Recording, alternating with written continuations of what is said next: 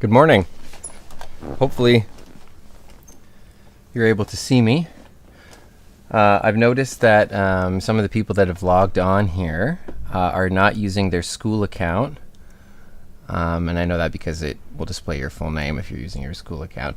If you wouldn't mind using your school account, the school would like to, or at least they'd like me to ensure that everybody here is actually a student. And I can't do that unless you're using your school account. So a number of people have emailed me and told me that the Brightspace page is not available, which is annoying. So I went to go check on it, and of course it's my fault. I forgot to activate it. It is activated now. So if you do go to the Brightspace page, it should be available for you and it should show up for you. So my apologies. I just forgot to hit a button that turns it on. I don't know why that's even necessary, since the school board automatically generates these classrooms for every class and populates it with the appropriate students. So I'm not 100% sure why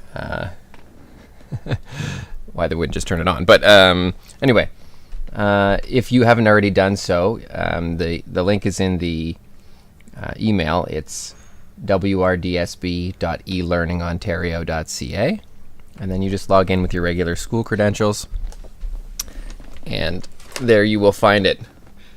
So welcome to 3U Biology. I'm Mr. Wiegelman. I'm excited about this course. I love this course. We're obviously doing things in a slightly unusual way. So it's not quite as interactive, perhaps, as I would prefer, but we'll make the best of it. We have previously, so and things went all right. And I feel like, we still got through it. We got through the content. I think students still learned a lot. So that's good. It's probably not as exciting. It's not as hands-on as I would like a biology course to be. I mean, we can't really do that in the pandemic anyway, even when we're at school. But anyway, it's not that bad. That's the best I can say about it. Is it's not that bad. If you guys could do me a favor, I noticed that everybody is saying here in the chat, which is fantastic. If you are here and you haven't done that already, please do that. I'm going to take attendance. I do this every day, attendance at 8:20. And the second attendance is at 11:05, just like it would be if you were at school.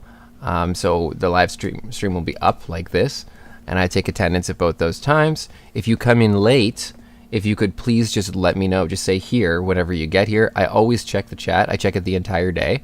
So if you do come in late and just let me know that you're here, I'll just add it to my attendance. I don't want to miss you. So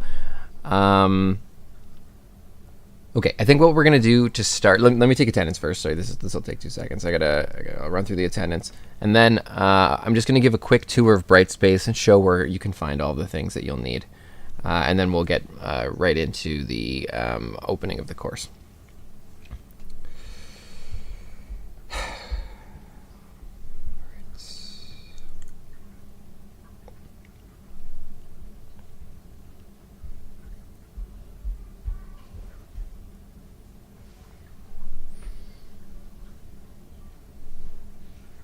If you have any questions, by the way, you can just type them in the chat. I watch the chat all day.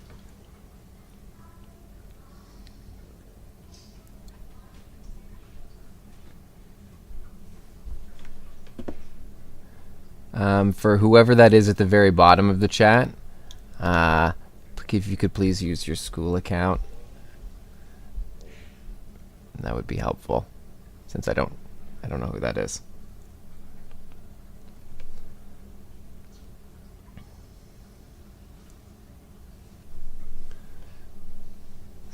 This will take me a little while to do for the first little bit, since I don't know everybody's names, and so it just takes me a while to find it on my attendance at the beginning.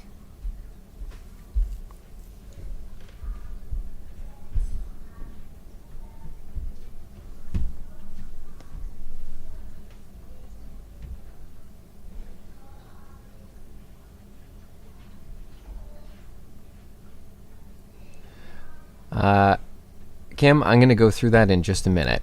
I'll explain where to get it and what it is.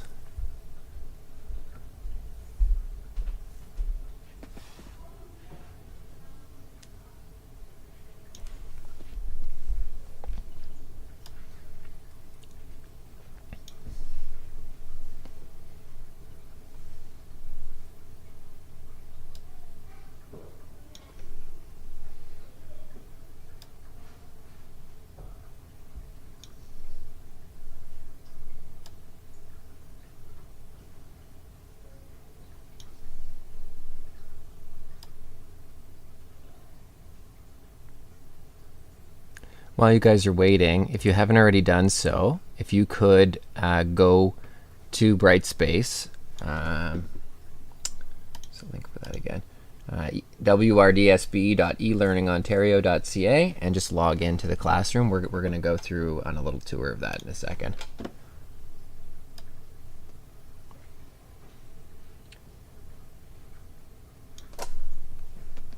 This is a big class.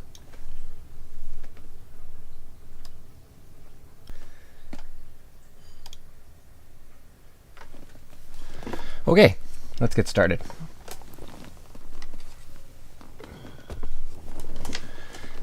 So, for now at least, the entire course is going to operate just like this. Like I said, and I sent you guys the basic schedule of how most of the days proceed. We're going to start at 8:20. I'm going to take attendance. It gets faster, believe me. Then we're going to go through what we're going to cover in the day.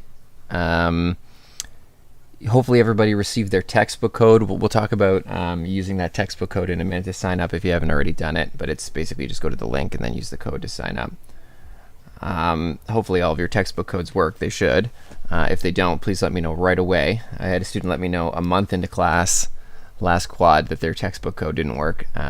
That's not very helpful for you. So you're going to be in big trouble a month from now if you don't have a textbook. So let me know right away. Same thing goes with if there's ever any technical problems with anything that you're using. You're using some service that is listed on Brightspace or whatever, and it doesn't work. Please let me know. We need to find alternatives. I don't want you just staring at a blank screen for 2 hours while everybody else is working. So we got to kind of work together on this. That also goes for if you're having difficulty with anything at all in the course. It's really important that you communicate that to me.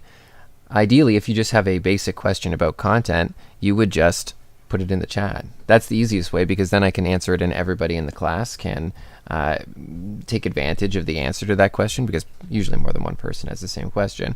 If it's a private question that you're not sure about something or you need further elaboration on a particular thing, you can always email me. So email is good. I check it all day.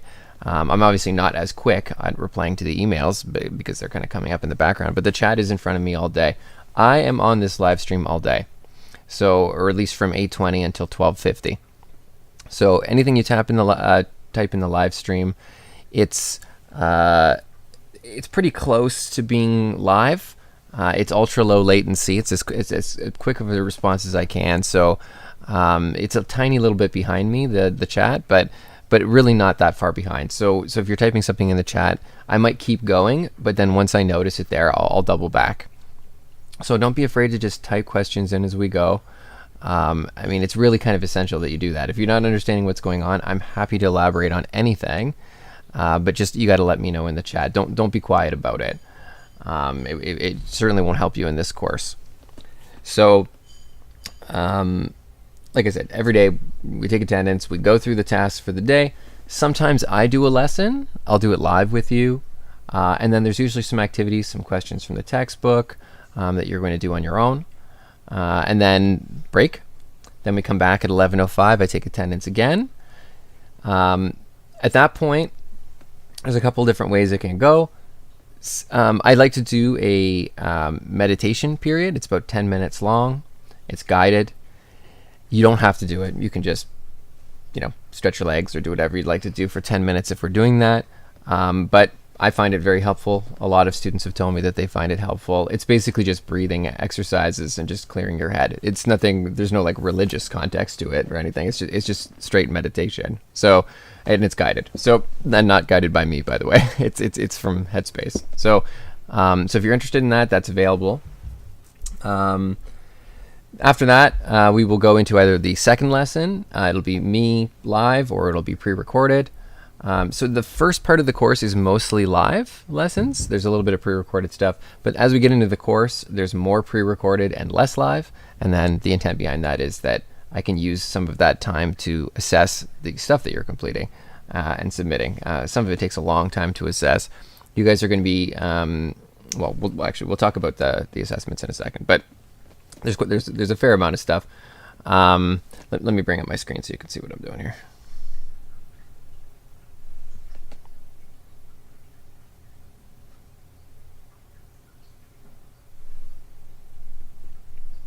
Okay, so hopefully you can see this. This is the Brightspace page. On the front of the page, you'll notice that there's an area down here which is just like a feed of messages.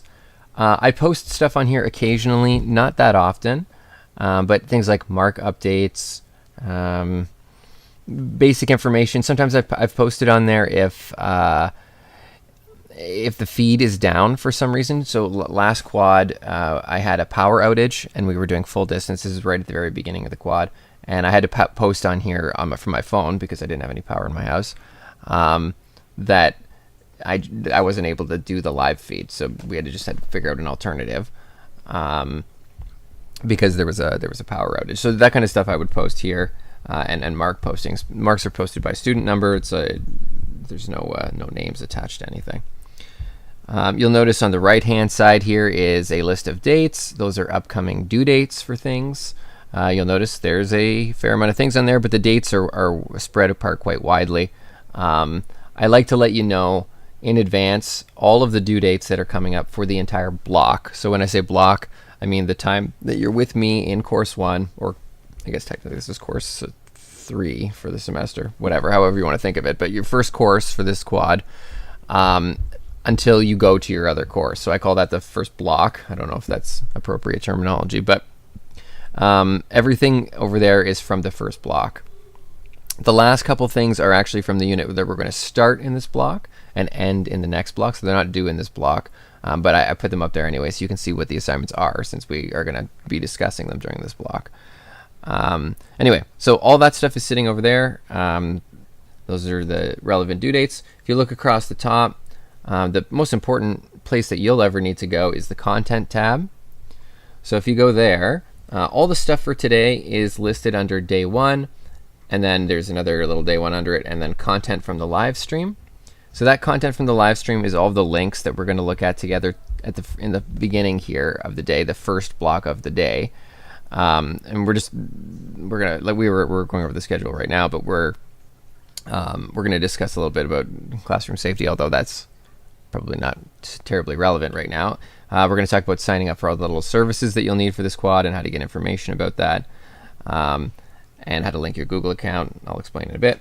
And then there's some important information over here that you'll probably need to reference for the entire quad. For example, the quad 4 calendar, pretty important.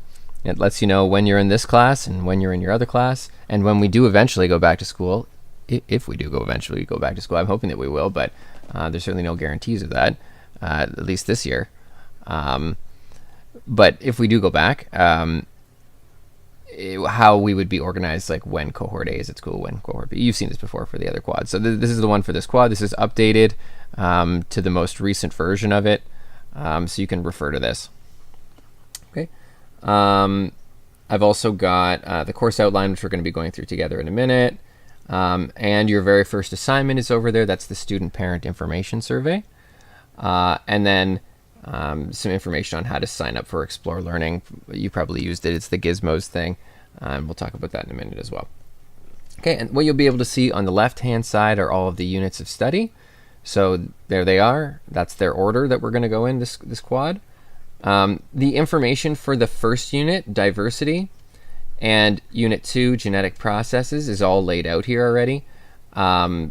it's basically all there. Everything is there for the entire first 2 units, all the way. And then the first day of Unit 3, which is day 10, you'll be able to see that day because that's the last day of this block of time before you go to your other class. So we're going to get to day 10. That's 10 days that we have together. Everything is labeled by day. I don't have any of the days visible or posted for after day 10. I'm still working on some of them, but that information will be shown. It will be visible for the next block, so you'll be able to know what's coming. But anyway, everything for this block is totally posted. One of the reasons that I do YouTube Live is that for every day, you'll notice that the live stream is posted at the top of the day. So this is actually today's. This is the current live stream posted here under day 1. We are going to get to the first day of diversity content today, probably in the second half of today. But that's where you'll find the live stream for every day. So it's always posted. You can also go at the very top here to live YouTube stream, and that will bring you to my YouTube page, which just shows the most recent live stream at the top, and you can click on it. So that's available to you as well. But I always post it here.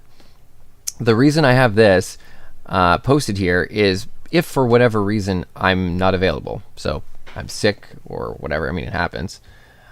This will be a live stream from a previous quad from this course. So you can click on this and it will be a video, but of the same day, but from a previous quad. And so then that will kind of streamline things a little bit. I mean, it won't be live, but it will be very similar. So that exists. So that's where you'd find the live stream for every day. The other nice thing about this is if you miss a day for whatever reason, you can always click on these videos after the fact, like after the live stream has ended, and watch it from the beginning. So you always have access to what we did during the day. I usually go back and edit them and cut out all the blank spots and all the like long silences and things like that, so that it's a little bit more succinct of a video, so that you don't have to scroll around for 5 hours or whatever, because the live stream is open the entire day until 12:50. Anyway, so each one of these days lays out in order what we do in Learning Block 1, so that's the first block before the break. What we're going to do in Learning Block 2, that's the second block. And then it gives you your tasks for Learning Block 3. We'll talk more about Learning Block 3's tasks for today. I'm going to come back to this page in a bit. But before we do that, I just wanted to mention that Learning Block 3 is, sometimes there's like a very small assignment for you to do, but typically it is the time for you to complete the tasks from Learning Block 1 and 2 that you didn't finish. Drop by the Google Meet. So there's always a Google Meet. The link is right there at the very bottom there. It is always during Learning Block 3, 1 o'clock till 2:05. I am always there. So it's just open. It's just like a drop-in. You can come, ask questions, really whatever you'd need that time for, in anything you want to ask me. If you can, I greatly appreciate it if you can ask your questions during Learning Block 3 in the Google Meet. That's the purpose of the Google Meet. What tends to happen is students will completely ignore the Google Meet and then just send me an email at 3 p.m. or sometime later. That's great. That's nice that you've done that. But I'm not working anymore at that time. I mean, I may be marking, but I don't know. I have family responsibilities, other things. I will get to your email. The turnaround time will be much longer. But if it's not going to be as good of an answer as if you would have just come to Learning Block 3 and I could have, really spent some time explaining things to you. I'm able to use my iPad if I need to draw things, or some of the tasks we're going to do together are a little bit complex. They're hard to answer via email a lot of the time. So I strongly encourage you to drop by during Learning Block 3. You don't have to show me your face. People are always like, oh, I don't want to show my face. I started this course in a Google Meet, doing Google Meets with the whole class way back in Quad 1. And what I found was that nobody did it. So nobody showed their face. Nobody ever turned their audio on for any reason. I couldn't get anyone to do anything on the Meet itself. And because of that, I stopped doing it because it was just a waste of time for me to have a Google Meet. And there are some really good advantages to doing it this way, including accessibility. And there's all kinds of other things that make the YouTube live stream work better. So I've switched over to this model because it was pointless. There was no visual communication between me and any student. It was basically a chat. And so this is a much better version of that if I'm not going to have anybody showing their face. So it's unfortunate because I want to try and get to know you guys a little bit, but nobody feels comfortable showing their face. I don't know what it's a teenage thing, I think. So, and that's fine. But anyway, I'm always available in the Google Meet. You don't have to show me your face, but you do have to talk. So you will have to come in and speak, but you don't have to show me your face. It doesn't matter. All right, let's get to today's content. Oh, sorry, the tour. I'm still going on the tour. So there's the YouTube live stream assignments. All the assignments for the quad will be posted here. Right now, you can't see all of them. You can only see the ones up until the end of the first block of time, the first 10 days. So all the assignments that you see here are your assignments with due dates for the first 10 days. People, for some reason, always email me and say, when is this due? When is this due? They're right there, guys. The due dates are right there. Please don't email me and ask me when something is due. The due dates are there. So I'm not trying to hide them or anything from you. So they're clearly stated for you. When you click on them, it'll give you instructions for the assignment. We will always go through the assignments together. So you're not expected to just like open them on your own and figure out what to do. So I always go through them with you. But they're all listed there. So, and then those are all the ones for the entire quad. The last two there, the structure and function vocabulary list, the animals one, and the medical technology presentation assignment. We're only going to do day one of that unit before you go to your other course. So I show you the assignments, but those assignments are not due for some time. If you look at their due dates, they're actually due May 27th. So that's way far away. So you don't need to necessarily worry about everything that's listed here, but I show them all to you so you know what's up.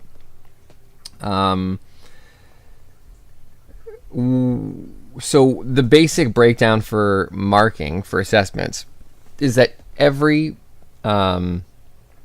unit has three major assessments. These are the ones that I need to give you a mark at the end of the quad. I must have all of the three major assessments to give you a mark at the end of the quad. So if you're missing any of the major assessments, which are the ones that are listed here, and the quizzes, you are not going to get this credit at the end, okay? Most people are able to pull it out. Last quad, I did have some students that weren't successful, unfortunately. I want you to be successful. And so in order for you to get there, it's really important that you do your very best to abide by the deadlines, okay? If you start to push them, what happens is that your other course, which you're going to move into, is going to start taking up your attention, and then you're going to push an assignment from this course and push it, and then we're going to come back into this course, and then we'll have new assignments, and it'll get pushed, and it'll stack and stack and stack. And many of the assignments take a while to do. They're major assignments. So if you do that, you're going to get into a place where you have 12 hours of work to do for this course. Real hours, okay?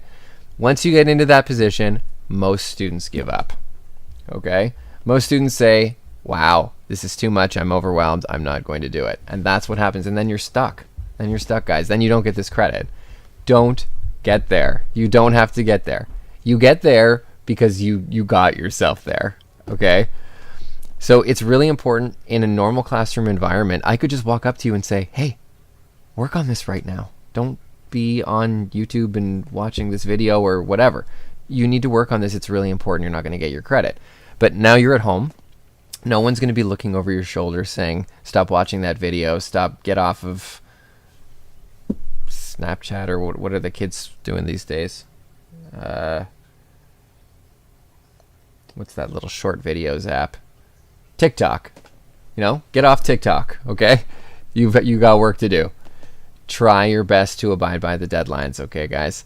Once you start missing your deadlines, I'm going to send you emails, but I mean, there's only so much I can do. I can remind you and let you know that you got to get it done, but other than that, like, It's on you. You got to get this stuff done. So don't let it go. There's time to work on this stuff during class time. And so if you use it, you'll probably be fine. Most people are fine because they're just doing the work when they're supposed to be doing the work, and then they're done. But just don't get yourself into a bad position. I really, really hate it when people don't get this credit. It's because it's basically due to procrastination and people not just putting the work in. That's the bottom line. If you do all the assignments, you're going to get the credit. You're not necessarily going to get a great mark if you just do the assignments and you don't put, you know, an excellent effort into all of them.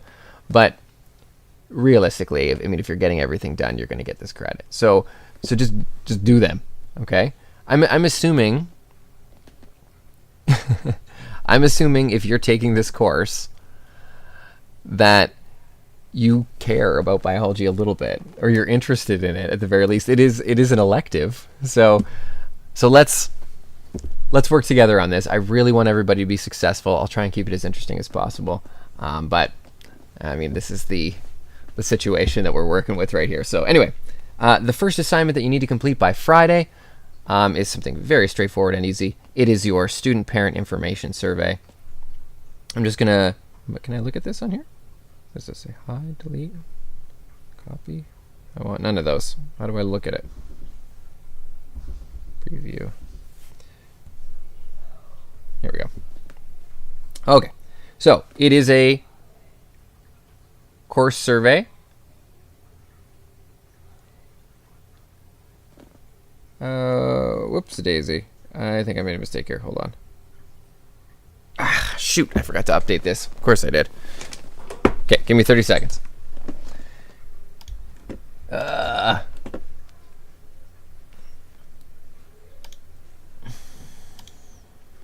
Sorry about that, guys.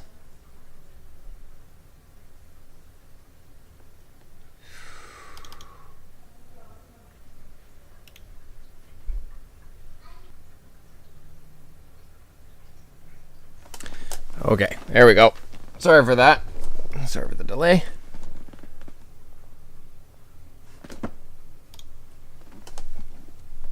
That link should be fixed now. Let me double check.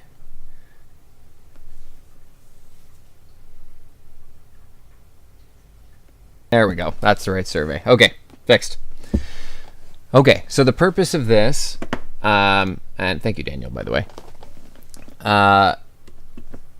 This survey is, it's very straightforward. It's just to ask you a little bit of personal information about yourself. I'll answer whatever you're comfortable with, just so I can get to know you a little bit. Some of you guys I've taught before, so I know you a little bit already, which is great. That's nice. It's nice to see you again, by the way, at least virtually. But some of the questions in here are things that are actually more important for when/if we get back into the classroom. The questions about allergies, questions about any of your accommodations. One thing to mention quickly about accommodations. So there are a few people in this class with IEPs. I don't know what you take advantage of on a regular basis. For the most part, if you need anything, please just tell me. I mean, if you would like some tools, for example, some tools that would help read the textbook to you, I have those. Those are available. If you would like some, if you generally take extra time on your assessments, I can make that available to you. Okay, all that stuff is possible. So just let me know what you're currently using from there. I mean, people have stuff in there that they never use or don't care to use. Just drop me an email and let me know what you're currently using, and I'll make sure that you get it for the entire quad. Okay, I just want to make sure everybody gets accommodated. See due dates for quad 3.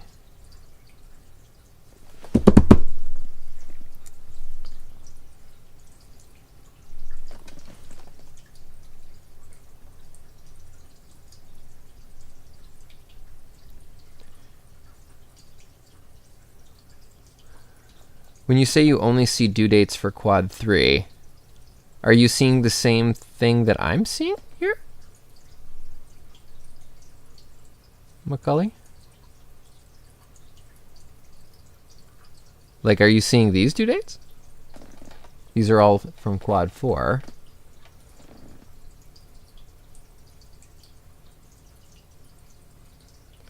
When you see when you say you're only seeing due dates for Quad 3, do you mean on your home page, like the front page of the course, or do you mean on the assignments page? You do? On the assignments page, or where?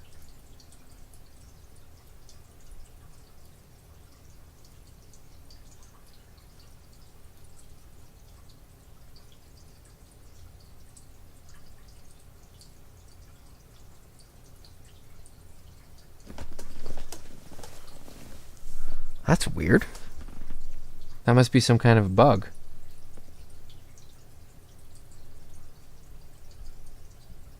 Is that true for everybody else too, or are other people seeing that, or is this just Macaulay? I have the due dates all changed for this quad. You see the Quad 4 dates. Weird.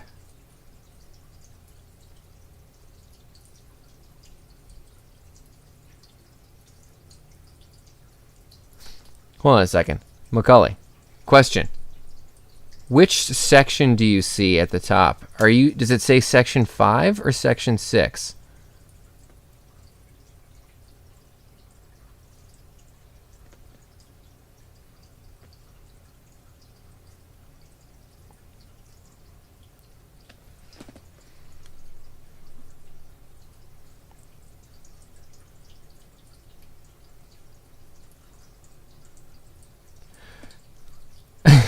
Macaulay, are you sure you're supposed to be in this course right now, or are you supposed to be in your other course? Or is this a problem on my end? Hold on, let me double check my attendance.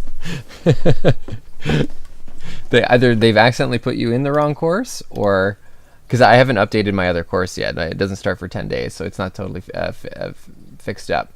Let me double check here. Did you recently switch courses?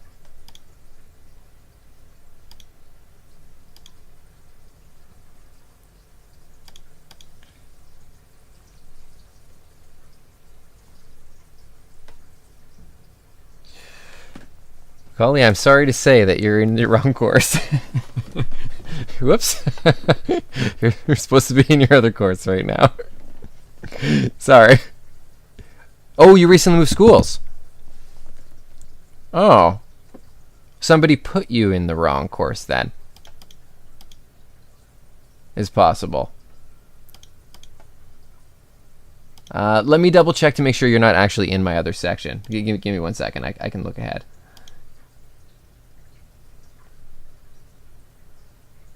I have you, Macaulay, in my other section on my attendance. In other words, you start this course in 10 days with me. That's what's in my current attendance.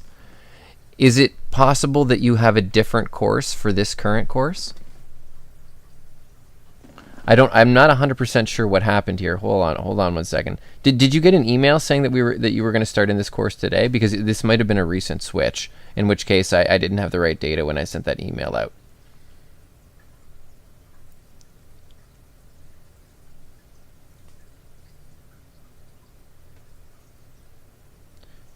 Yeah, I definitely have you listed in my other course.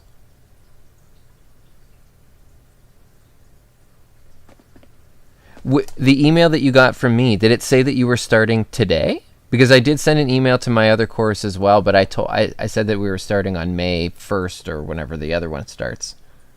What does it actually say in the email that I sent to you? And my apologies if I accidentally sent you the wrong one.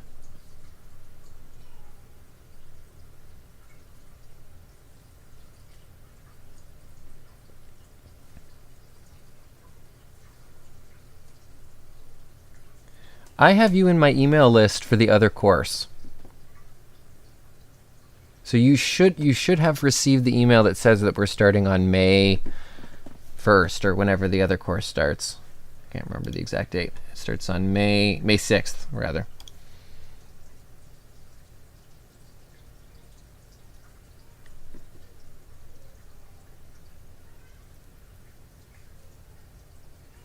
I'm glad we figured this out early.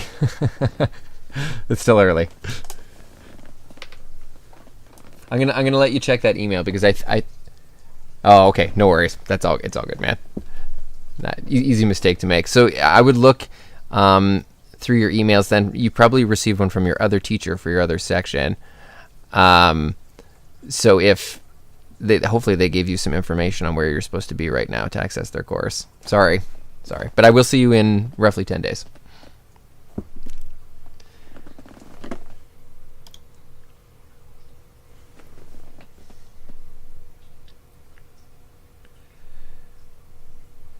Okay, good thing we got that figured out.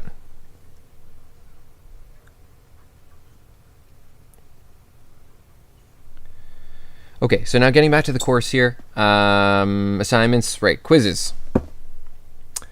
You'll see all the quizzes listed. There is one on the last day of every unit. This is essentially a unit test. I didn't call them unit tests because they're shorter than unit tests.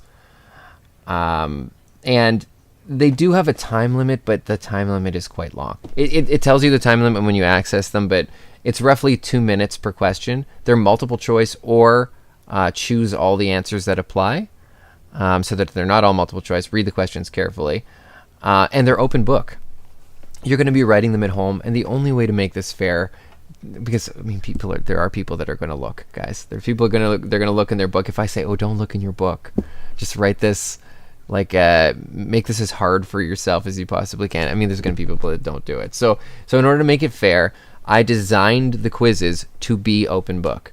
And what that means is that most of the questions are asking you to apply your knowledge. You're not going to be able to Google the answers to the questions or simply find the answer in one of the notes.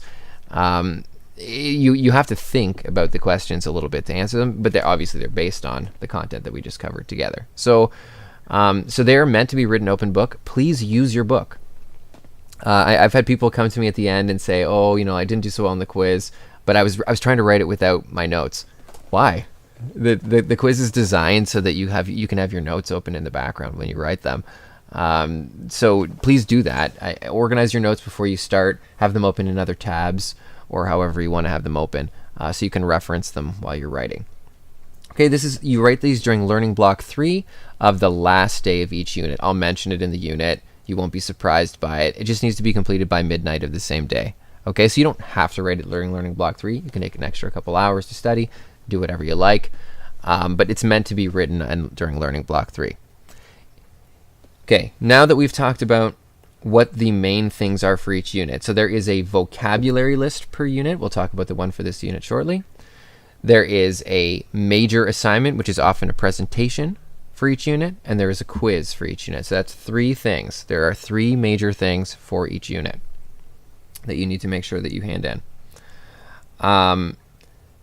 If for some reason you cannot hit that due date, let me know.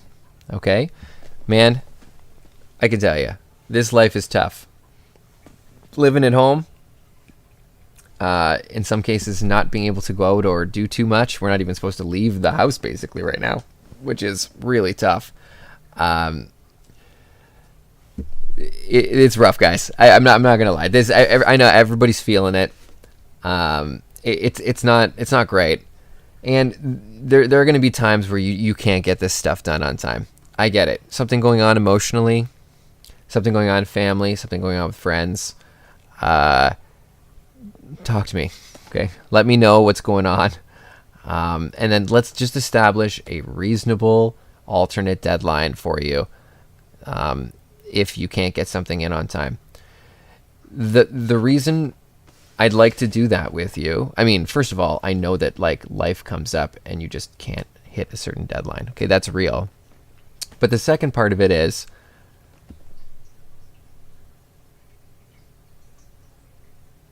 no, the presentations are pre-recorded. So I have some tools that I can give you for pre-recording. You can use Vidyard if you'd like. I prefer Loom when students use Loom, although you don't have to use Loom. It's up to you. And the only reason I prefer Loom is because Loom lets me download the videos, whereas Vidyard I have to watch them online. And depending on my internet connection, sometimes I want to jump back and listen to something that you say again, and often there's a lot of buffering and stuff that happens with Vidyard, which is a big pain. But I go through and I pre-download all the videos if they're on Loom, and then I can just access them on my laptop. It's much quicker to jump around if I need to listen to something over again from your presentation. So I prefer that, but it's not a huge deal. Lots of people use Vidyard, and that's totally fine. So that's absolutely, you can use that tool. But they're not live. So you don't have to worry about a live presentation. If you make a mistake, you want to re-record it or whatever, you're welcome to do that. I'm trying to reduce the pressure on students as much as possible while they're presenting. It's quite difficult to do in isolation like this anyway. So anyway, getting back to what I was saying about deadlines. I would like to figure out an alternative deadline just to help keep you on track. Okay? So if you're not handing something in on time, it's best that we together decide on what is a reasonable alternate deadline for you, just so that you stay on track. And that so in your mind you don't say, yeah, I'll hand it in tomorrow, and then it's a week later, 2 weeks later, all of a sudden we're getting into huge trouble territory here where you're not going to get my credit anymore, which I really want you to get. So just let me know, okay? Please just send me an email and say, this has come up, this is what's going on. Is it possible for me to hand this in on such and such date? Okay, and if it's a reasonable alternate date, a day away, maybe 2 days away, sure. Okay, let's talk about that. But we just have to keep everything reasonable and in an area where I still think that you're going to get the credit and not run into trouble. Okay, that's why it needs to be a conversation between us. So please let me know if you're getting into that position, but ideally abide by the deadlines. Okay, all right, quizzes. Assignments, those are the main things. If you're ever looking for completed course notes, if you click on the course notes tab, you will notice a completed version of all the course notes. I always update this with the one from the previous quad, and that's just so you can access a completed version of the notes. You don't, they're very similar. I mean, I don't hugely change the notes from quad to quad. I sometimes change, like when I come up with examples and things, and sometimes you guys come up with examples and I throw them in. So I mean, they're not exactly the same, but they are in effect the same. So so you're welcome to access those at any time. If you miss something, there's a completed version there. It's also handy with the pre-recorded lessons once we get to that point that you can jump around, listen to something over again if you miss something. There are definitely some advantages to pre-recorded lessons. Okay, so that's the course notes. Oop, what happened here?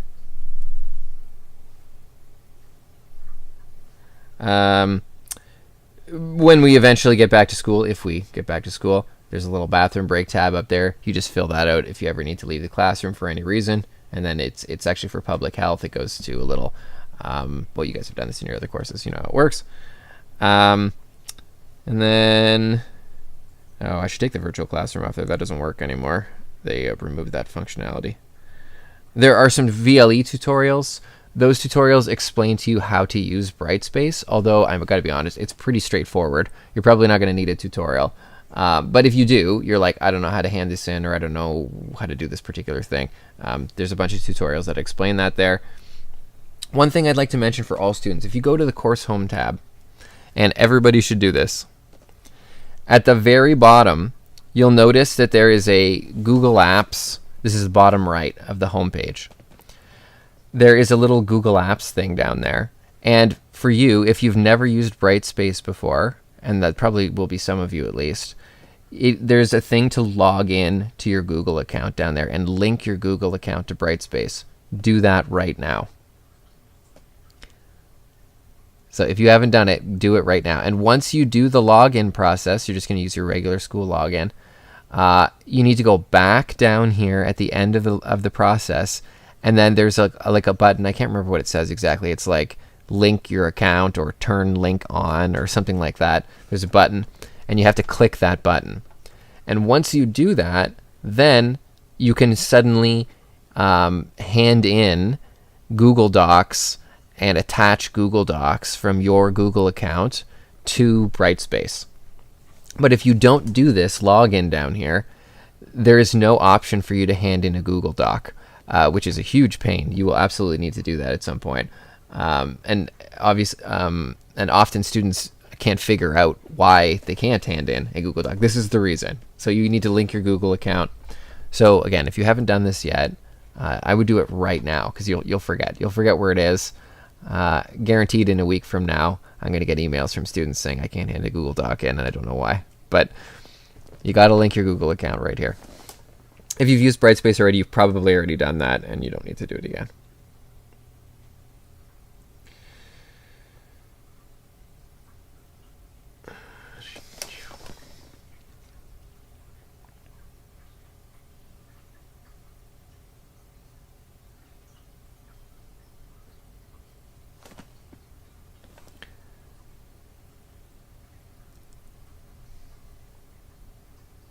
Was that enough time to do that?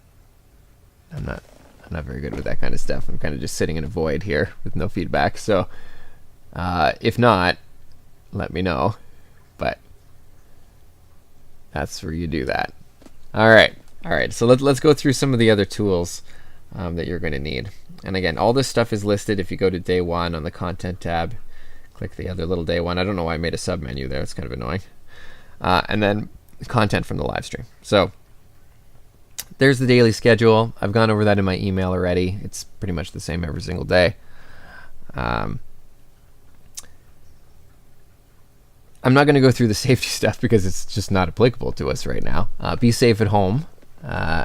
You guys already know what the rules are, but things are not going very well right now, as you are probably already aware with regards to the pandemic. I know that my brother was a anesthesiologist. He's been asked to work in the ICU in his hospital, which is not a good sign because he's not an ICU doctor. So they're short-staffed because there are a number of extra people in the ICU. At least he's an anesthesiologist, so he can intubate people. But this is in Toronto, by the way, so it's different depending on region. But things are not going particularly well. My guess would be that we're probably going to be out of school for a while. But I guess it's a good reminder for us all to do our part. Sort of public health is sort of all of our responsibility, so we need to ensure that we're not being vectors. But anyway, we'll talk more about viruses and stuff like that later. That's actually in the course. So there is a basic tutorial for using Brightspace here. You don't need to watch it if you don't want to. It's fairly straightforward. If you've used Google Classroom, it's not hugely different than Google Classroom. It looks different, but the functionality is similar. Let's just run through the course outline real quick. So hopefully I updated this link. I think I did. Yep, there we go. Okay, so this is the course outline for this course. We have 5 units of study, which are not in this order. So I don't know. I probably should change this. But we're going to start with diversity of living things today. We're going to discuss what are all the different living things that are out there. My son, if you were to ask my son, like, what things are alive, I think he could probably tell you. He's 5, by the way. I think he could tell you that there's plants and there's animals, and that's a good start. So those are a lot of the big things that we can see out there, but there's actually a whole lot more than just plants and animals. And how are they different? And what are they?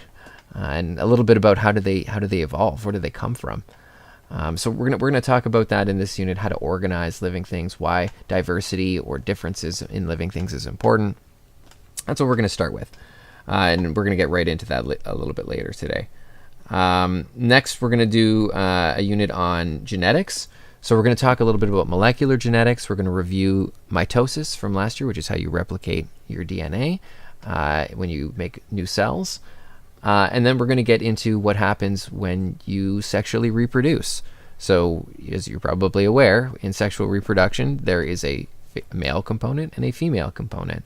And then you put those two components together, and then you get a new organism that has all of the appropriate genetic information.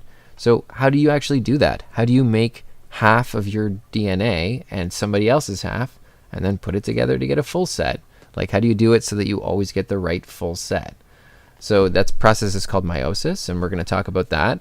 And then in the second half of the genetics unit, we're going to get into how do you figure out what traits an offspring, a baby of whatever species, will have.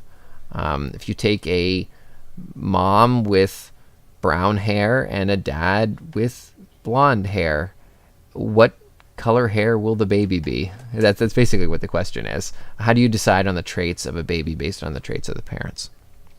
Okay, so we're going to get into that in genetics, talk a little bit about how that works.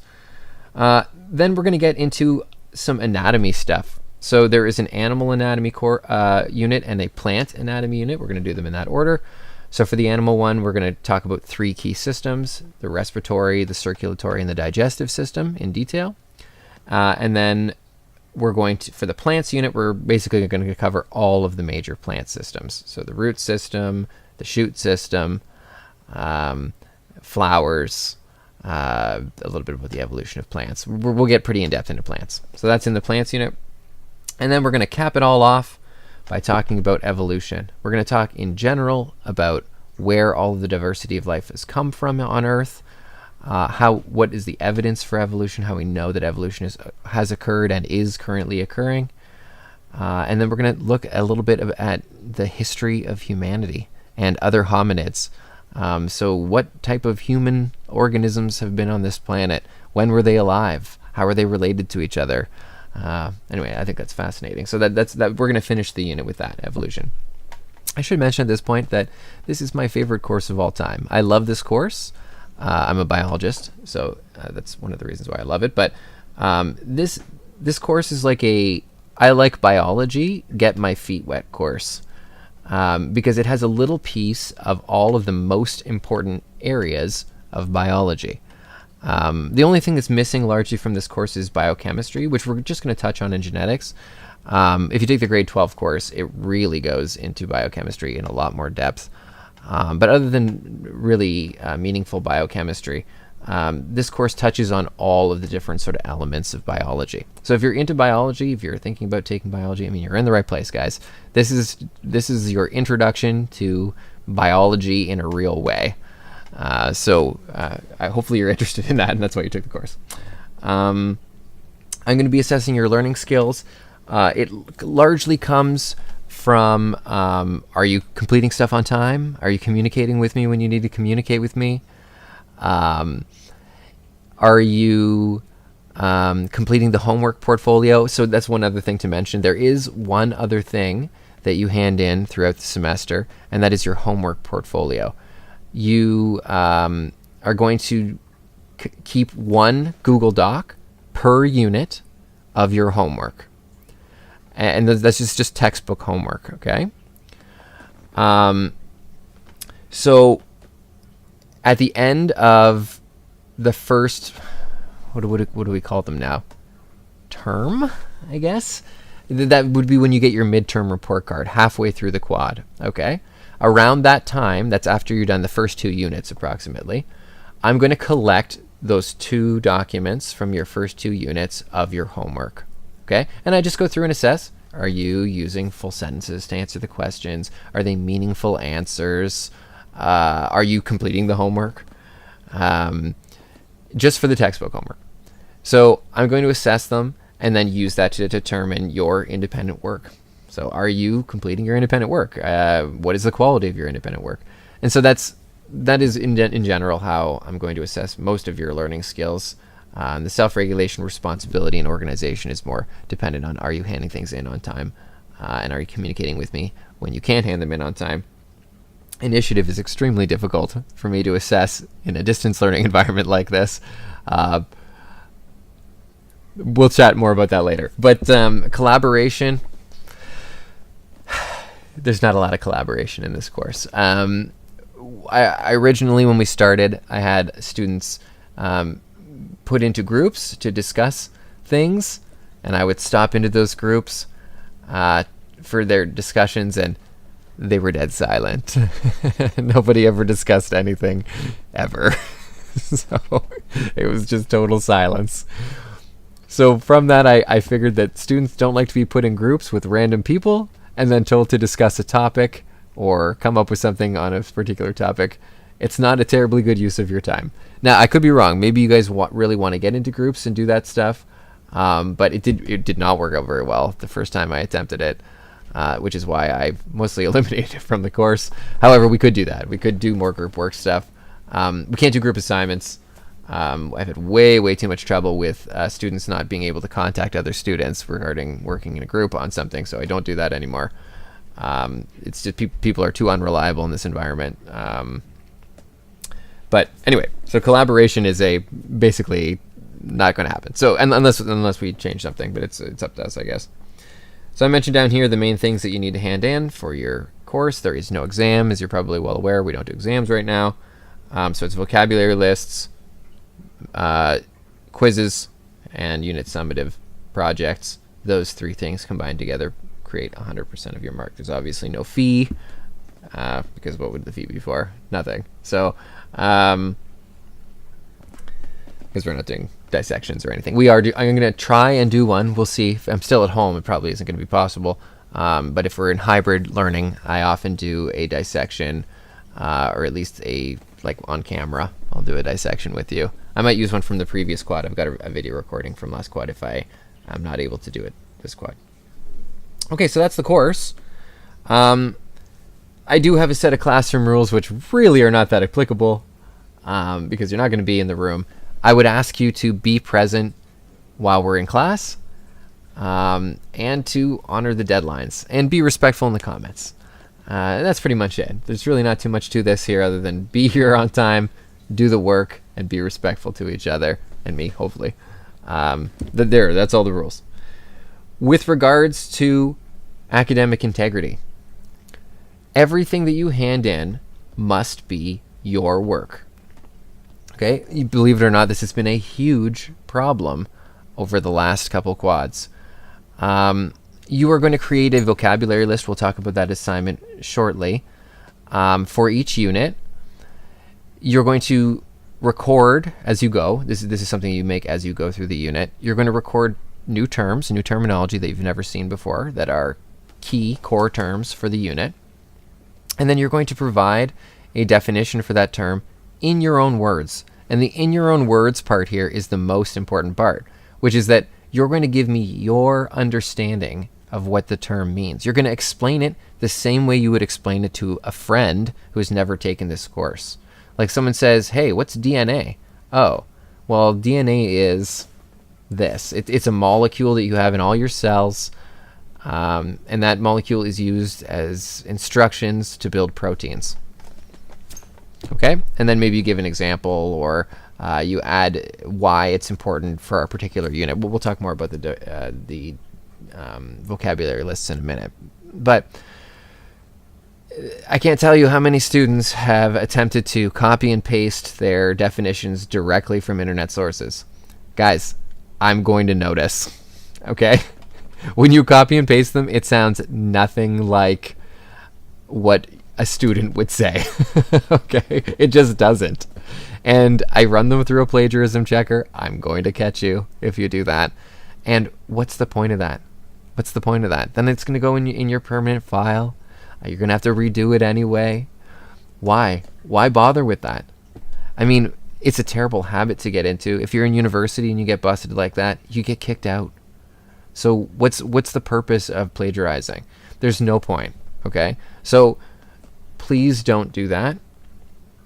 I'm going to try and give you tools throughout the quad that will be helpful in avoiding plagiarizing. When we're doing presentations, there are some strategies you can use to prevent plagiarism. We'll talk about them later.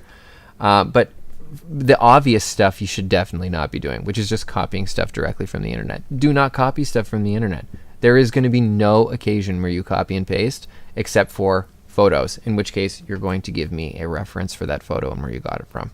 Okay? But just as a heads up, please don't do this. This has been a huge problem this year, more than ever before. I've had a huge amount of plagiarism from students, and it's embarrassing for you. It's like, why do this? I'm going to catch you because it's so obvious. It's always obvious. So please don't do it. Okay, moving on. There's some little hints here for success. The major thing that you need to be doing here is come to class. Okay, that's the most important thing. You got to do this. If you don't come to the class or do it with us and try and do it later, that has always been problematic. So in previous quads, I've had students say, well, I just watched the video at 2 p.m. I don't like to get up in the morning. Guess what, guys? You're not going to do it. You're not. None of the students that have told me that have actually done it. They've always cut in and out, not completed everything, done extremely poorly. Okay? Just trust me on this, okay? It does not work. So if you're that person that says, oh, I'll just do this later, you're lying to yourself. Don't lie to yourself. It's not helpful. Just do it with everybody else. Trust me, you're not going to want to do this later. It has never worked out. Okay, of all the students that have tried to do it, it has not worked out. So please don't do that. Sleep. Take care of yourselves. Okay, these are tough times. I get it. People are tired of hearing that. Sorry. But take care of yourselves, okay? Get appropriate rest. If you're having a real tough time, tell me about it, okay? I'm a person. Tell me about it. If you need resources, you need somebody to talk to about anything, I can find that person for you, okay? I'm here to help you. I'm not just like a random stranger. I care about you. I don't want anybody to be ill. I don't want anybody to be struggling mentally. And it's so easy to do in this environment when we're isolated. Guys, talk to your friends. Google Meet with your friends. You know, talk to your family. I don't know what your family relationships are like, but don't try and reduce your isolation as much as possible. That's been so important for me. You got to talk to people. So anyway, I can be that person if you need. Please talk to me. What are we here for? Well, I'm going to give you some skills, mostly related to biology. That's the point of this course. And we're going to work on some general work skills, like meeting deadlines. Yes, those are important. People lose jobs because they don't meet deadlines. So we are going to work on that together. Okay, it's important. Have this done by this time. Make sure you follow these instructions. That's life. You're going to have to do it all the time. I do it regularly. So that's part of it, is we're going to work on those skills. Okay. Normally, this course is about building interpersonal skills because we do a fair amount of group work under normal circumstances. That's pretty much kiboshed. So a little less of that than normal.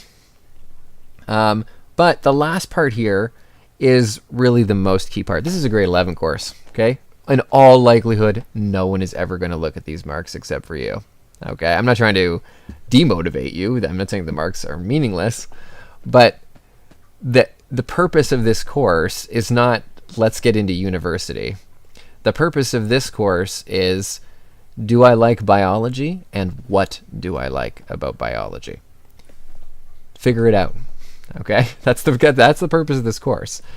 I'm gonna try and present to you a broad range of topics in biology, and hopefully you will find something that you're interested in. I want to foster a deeper interest and understanding of science, and more specifically biology. Okay, hopefully you're going to find something that you're interested in. And if you find something you're really interested in this course, tell me, and maybe I can, elaborate. I can talk about a particular subject more. That's much easier to do in the classroom because people will say, oh, that's really cool. Can you clone a human? Someone will ask that question. And then, you know what? We can talk about that for 10 minutes. I can find a cool video. There's lots of stuff I can talk about with regards to human cloning. But we'll never talk about it if no one says anything. Okay? I'm just going to follow the curriculum and we're going to go step by step. So please let me know if you find something that you're particularly interested in. That's why we're here. Okay? If you need help with anything, keep in mind that my goal, my job in this course is to get you through this. Okay? It's to help you learn this content and help you develop yourself as a biologist. Okay?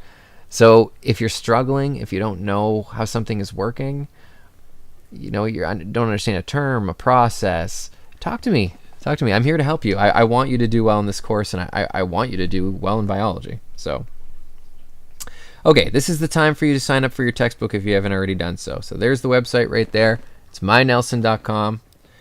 You would have received your textbook code in the email that you were sent. If you haven't already done that, please do that. We use the textbook every day, I would say. If you are having trouble with the textbook code and it isn't working for some reason, I need to know that immediately, because then I need to contact Nelson, because they have a terrible turnaround time for their support.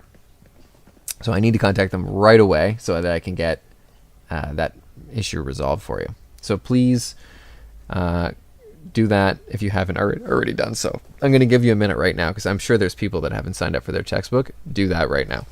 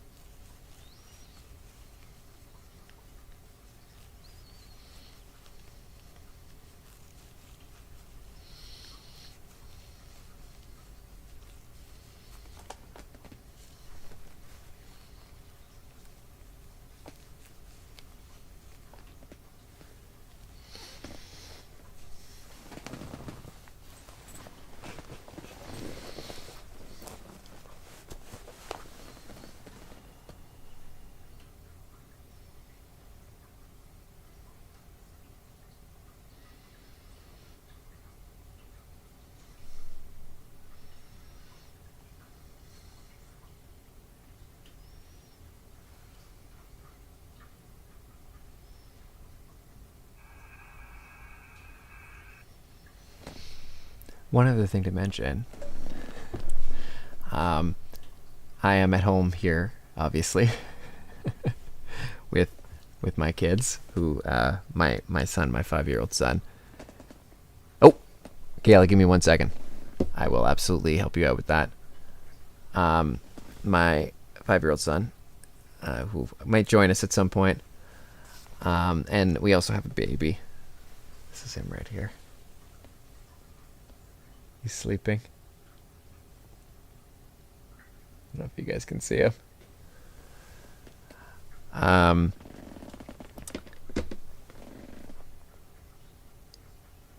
So it's possible that at some point I'll have to pop up and have a look in on him, because we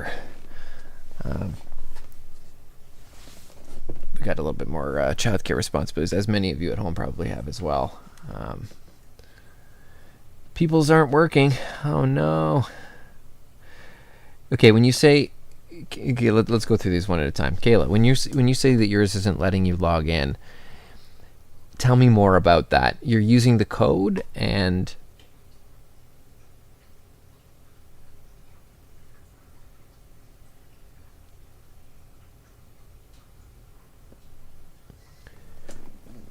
Okay.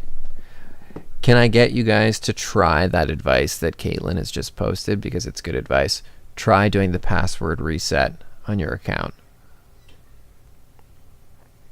and then seeing if you can add the code.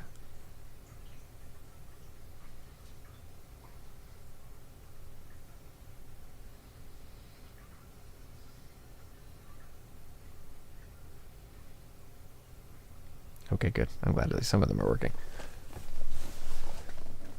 We have had problems with some of the Nelson codes in the past.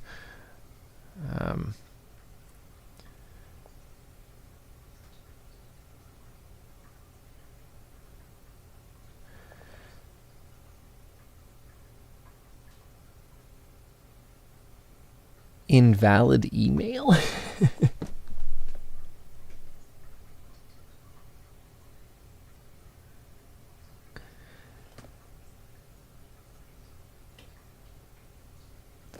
Okay, I think what I'm going to do here is I'm going to go through the process of adding a code, so you can see what it looks like, just to make sure that we're on the same page here. So, oh, that's the wrong thing.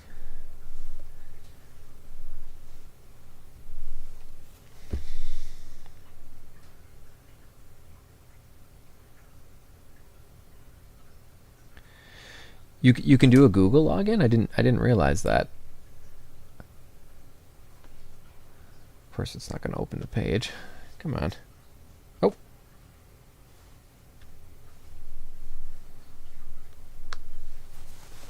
Their website is probably totally slammed right now, too.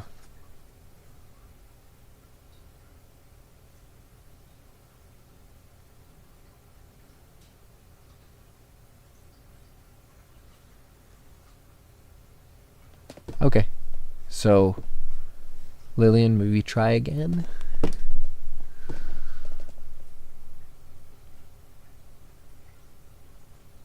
Wow, this is going real slow. The Google login thing should work. Okay, let's try this again. Come on. Probably like 5,000 people simultaneously trying to do this right now. Their servers are on fire.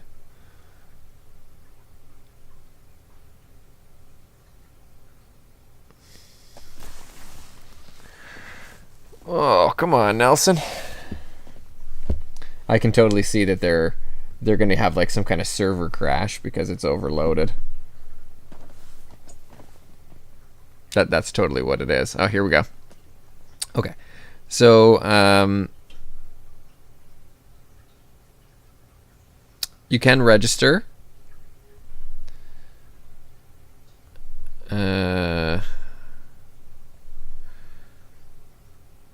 I had to register as a teacher. I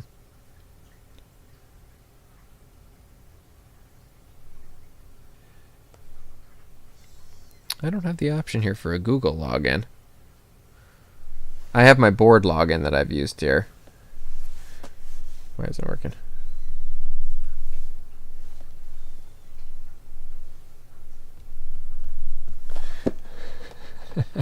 Of course, this technology is going to totally fail now for me. Why isn't this working?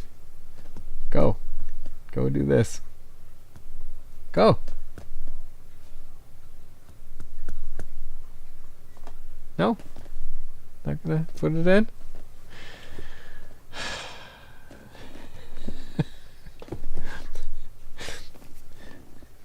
Okay.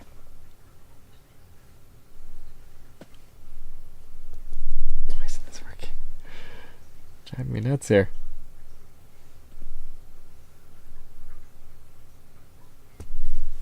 The heck? I have my password saved in here, but I don't actually know my Nelson password. Okay, how about this? For the students at home, I'm not doing a good job showing you how to do this right now.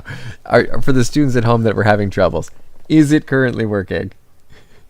Who? Because I don't want to go through this if everyone's like, yeah, it's fine. I got it going. I have a feeling their servers are really overloaded. So if you're getting any kind of message like try again or something like that, that's only because their server is receiving too many requests at once and it's unable to process them all. In which case you just need to try again. You need to do exactly that.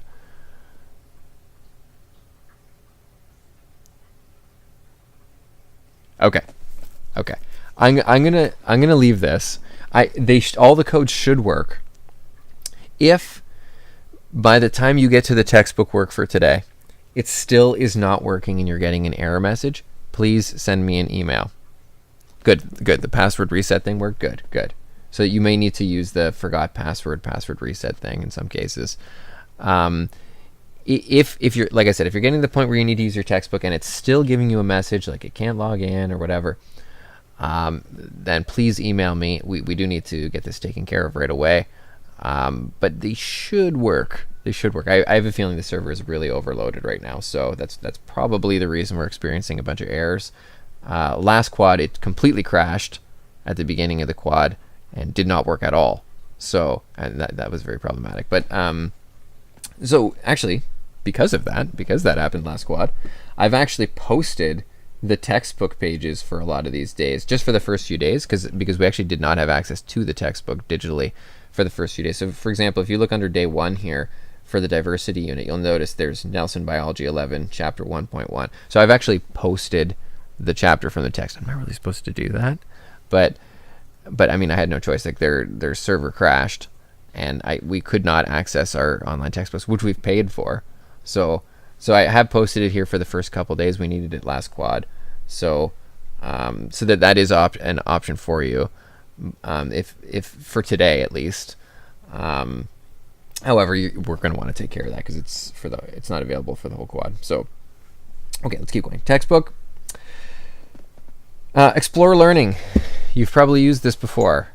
So if you click on this link, it will take you to the instructions for creating an Explore Learning account. Explore Learning is a service that basically does online labs. All of our labs will be online this quad, unfortunately. Obviously, that's not ideal for a biology class since it's more of a hands-on experience usually, but there are okay alternatives for most of the labs that we do. In some cases, the labs that they do here are better than what we can do in class. For example, there are some evolution labs where you can, simulate evolution happening in a natural population and then analyze it, which we obviously can't do in a class. So in some cases, the labs are actually better when we do them through the service, but they're not as hands-on. So the instructions are right here. You go to the website, you click on Enroll in a class, then you type in the class code, which is listed right here on your document. This is our class code. And then you hit continue, finish your enrollment. You are going to need to log into this service at least, I think we do at least 3 of these labs, maybe 4 throughout the quad. So you're going to need your username and password again. I recommend writing it down somewhere, but it's up to you. But you should consider writing it down. So I'm going to give people an opportunity to do that now as well. So you're going to go to explorelearning.com, enroll in a class, You may already have an Explore Learning account from a previous year of science or whatever, in which case you may have to do the password recovery if you don't remember your password. But you'll need to add our class, which is SBI3UI-06, and the code for it is right there. So I would say do that now. Again, if you're having any problems, post them in the chat. We'll see if we can work them out together.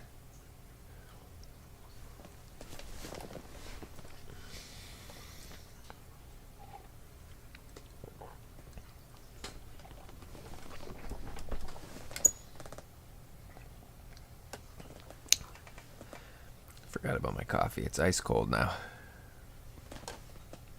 It's iced coffee, I guess.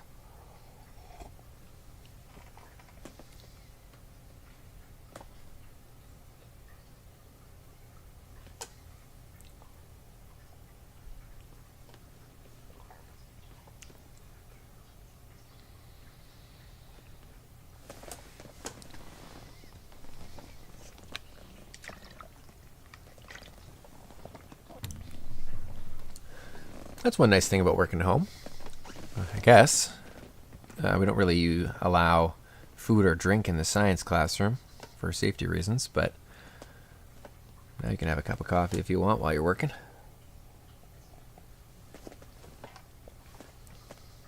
Assuming you can make coffee at home, probably can.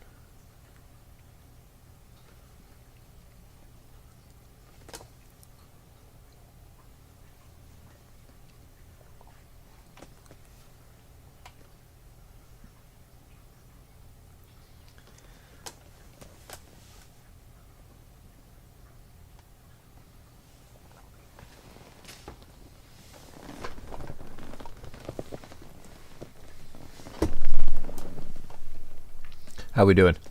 Any problems with the Explore Learning sign up?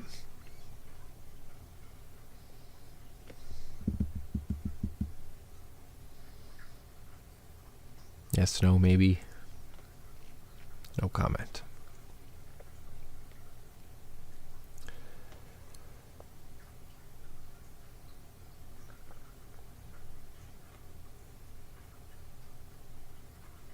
Huh. Set a reset link, but you didn't get one.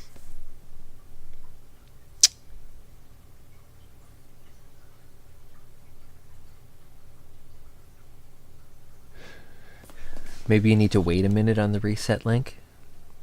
I would hazard. Oh, actually, that's a good idea. Check your spam folder. Yeah, there's a good chance that got caught in there. My mom had her vaccine notification get stuck in her spam folder. She almost missed her vaccine appointment, so it's a good thing to mention.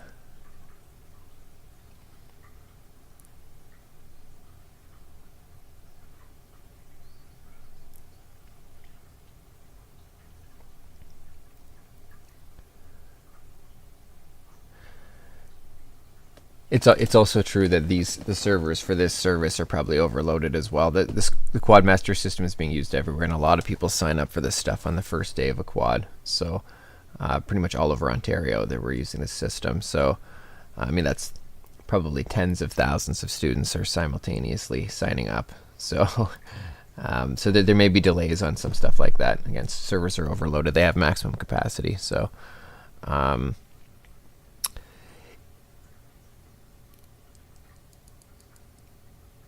if Sammy, if it's at the end and you're still stuck, like you need to use the service and it's still not signing up for you, you're still getting a problem, please let me know and I'll investigate that for you. I might even be able to sign you up myself and send you a link to log in. So I've never done it before, but I think that's something I can do. Okay, I would say try again. Try it again, maybe. Like try sending it again, like the link. Is it possible you spelled your email incorrectly? These are just things to check. And again, if it doesn't come in a few minutes, send me an email and I'll see if I can sign you up myself. Okay, next service. Lots of stuff to sign up for here.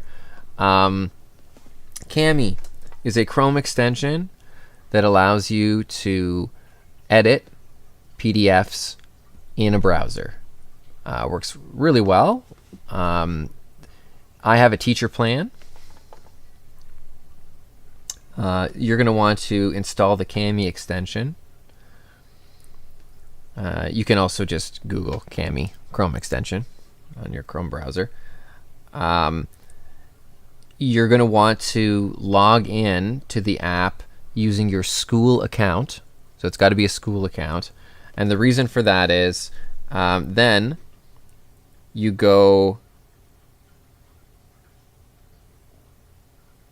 use this link right here where it says a pro student account using this link. So once you have logged in with the student account, you click that link and it should upgrade your Kami account to a pro account for free.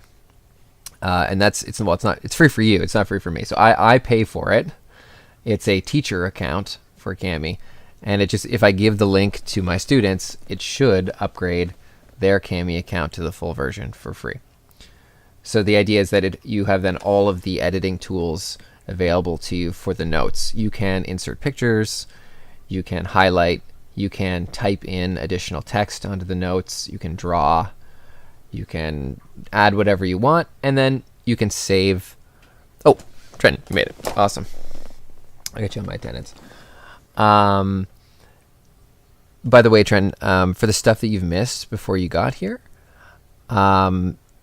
you can go back and watch the beginning of this video from the beginning at a later time, because it's all recorded here on YouTube, so it's possible to go back and watch it again.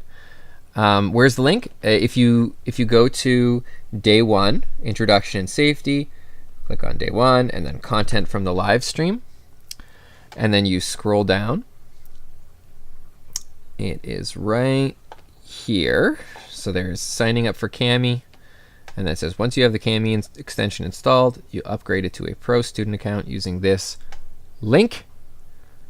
You just click on the word link, and that will give you the free version or the pro version of Kami. In order to use it, you need to make a copy of the PDF. There's PDFs posted for each section of the notes. So you make a copy of that PDF in your Google Drive. I would recommend making a folder for each, for the course and then for each unit where you keep your notes. That'll make it easier to find your notes later when you are writing the quizzes as well. But I would make a folder for each unit, and then in that folder make the copy of whatever PDF for the notes for that day, and then you open that PDF, the copy of the PDF with Kami, and then you can just go through and edit it, do whatever. How do you know if it upgraded? I thought that it says something when you click the link. I was hoping that it would say that it upgraded it to the full version. What does it do when I click it? I don't know. Oh. So when you click the link, here it's asking you now to log in with your account because you've already set up an account. You log in with Google, and then you're going to log into your school account. Oh, yeah, and then there should be a message that pops up that says that the license has been applied and it's been upgraded. So hopefully that message appears. I'm hoping it will. And then you'll have the full version. If you want, and this is actually totally up to you, but I've sent out with the email that went out to you yesterday. Okay, good. A full PDF version of all the notes for the entire course. If you want to use that instead, you can put that on your Google Drive, and you can use that. It's a little bit more complicated because it's one giant document that contains all the notes, so there's going to be more scrolling and stuff to get to the appropriate place in it. It might take longer to open too. It's quite a big document. No, you don't have to use Cami. So if you I was just about to say this, Caitlin. So if you want to print off that giant PDF that I sent in that email, that's all the notes for the entire quad. So if you can do that, you can print off that giant package. It's a lot of paper, and you certainly do not need to do that. So I would say most students would just use Cami. In previous quads, I think virtually everybody did. But again, some people really like paper. So if you really like paper and you really want to write with a pen on paper, you are welcome to print them off. It's expensive. I mean, you got to print them off. It costs money to print them. You could probably, I don't know how easy this is to do in the pandemic. I bet you could. I've never used like Staples printing service, but I bet you could do it online, send it to them, the PDF, and say like, print this in a booklet and then ship it to my house. So then you'd have to pay for the printing and having it shipped to your house. But I bet you they'd do it in like a day or two. And then you would just get the whole thing as a big book. I don't know how much that would cost. There's obviously a cost associated with printing, but you do not have to do that. So there's no reason to do it unless you really, really like paper. And I get it if you do. I mean, some people really like to annotate things with their hands and use paper and stuff. So if that's your thing, cool. If you have an iPad, there are some great apps for editing PDFs. I use one. Yet you absolutely don't have to pay, Trenton. So you can use Cami. I highly recommend Cami. I encourage students to use Cami instead. So Cami, I've paid already here for a full version for every student. You open the PDFs in Cami and you can annotate them on your Chromebook or whatever computer you're using for the course. You just need to install the Cami extension. So the instructions are right here. Oh, by the way, Trent, if you're looking for these instructions, if you're not sure where we are here, we logged into Brightspace. So there's a link for that in the email I sent you yesterday. And then if you go to the Content tab, once you're on Brightspace, go to day one, and then Content from the live stream. What we've been doing for the last little bit here is just going through some introductory stuff for the course. And down here, there's a link down here for signing up for Cami. Cami is just a program that allows you to edit PDFs. So you do not need to print them out. However, if you'd like to, you may do it. Okay, it's up to you, but it's certainly not necessary. Last thing I'm going to ask you to sign up for is Loom. You don't have to use Loom. So Loom is a program for recording your screen. In previous quads, most people have used it for recording their presentations. There's something that is similar to a presentation in every unit, a major presentation that you're going to use to demonstrate your knowledge from each unit.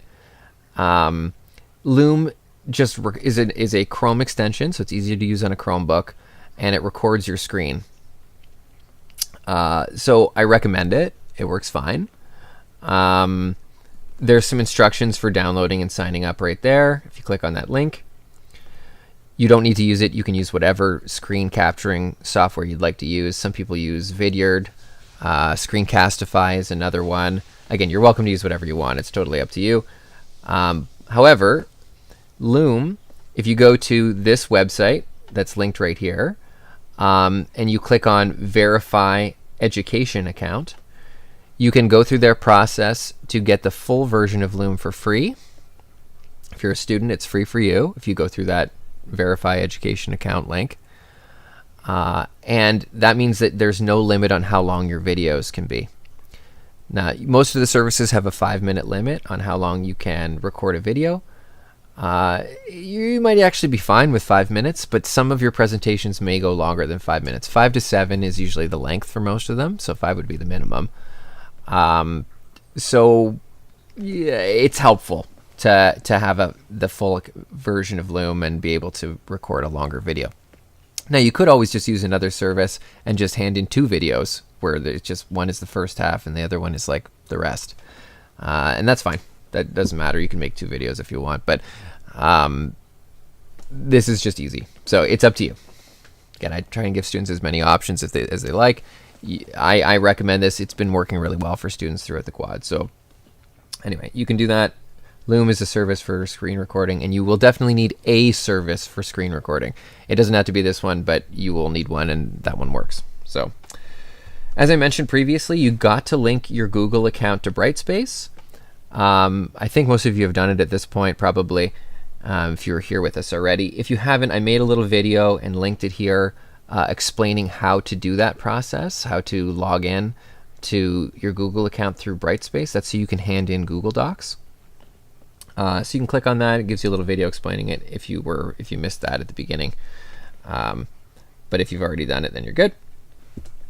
This stuff at the bottom here is just information on how to access the library during the pandemic.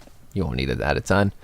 Can I use the Loom membership after the course is done? Yes, I believe it is a full version of Loom. As long as you're a student using your student account, you can use it. As far as I know, I don't think it expires or anything. So yes, I think so. What was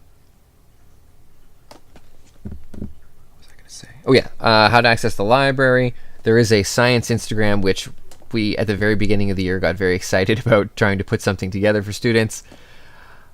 I don't know how much it's actually getting used. We didn't spend as much time at school as I was hoping.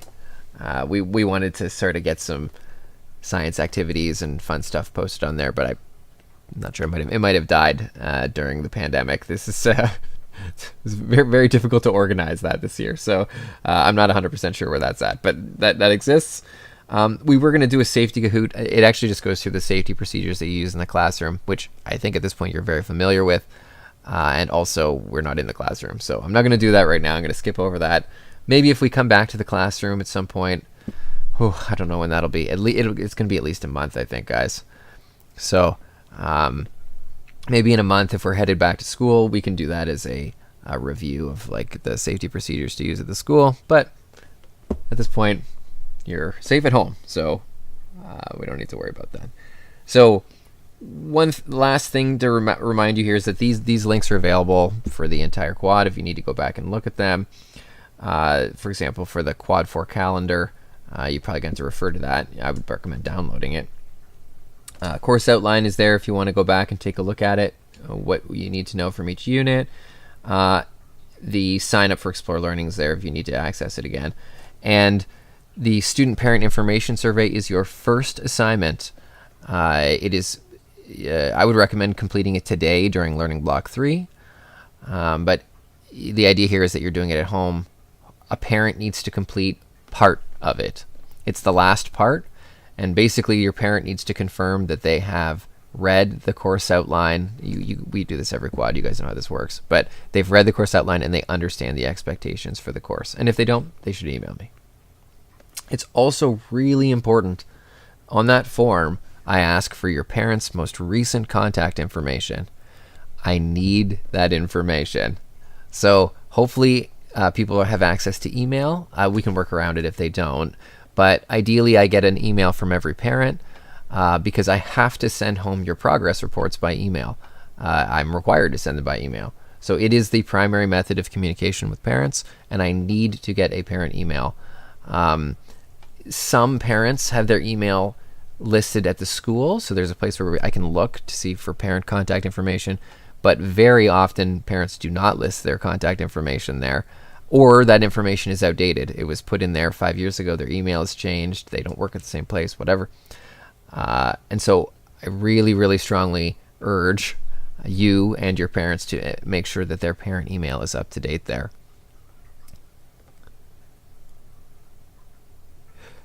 At 10:20, Trenton, is our break time. It goes from 10:20 until 11:05. So the schedule is actually posted in the email that I sent you. It's also posted here in the content from the live stream. It goes through the daily schedule. And the break begins at 10:20 every day. It goes till 11:05. I realize that there's a lot of talking this morning. I promise that it's not quite as talky intensive. There are lessons, obviously, but there's quite a bit of more time of independent work, and there's reading and videos and other things. So it's not quite so much me talking. Today is an exceptional day. That's actually it for the introduction to the course. I don't think I missed anything. Do people have any questions? I'm actually going to break a little early, and we'll come back at 11:05, and then we're going to get started with the diversity unit. But does anybody have any questions?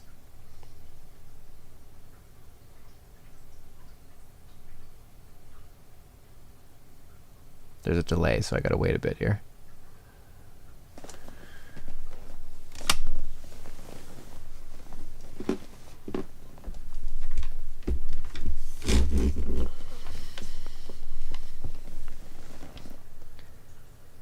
You do hand in the homework twice per quad.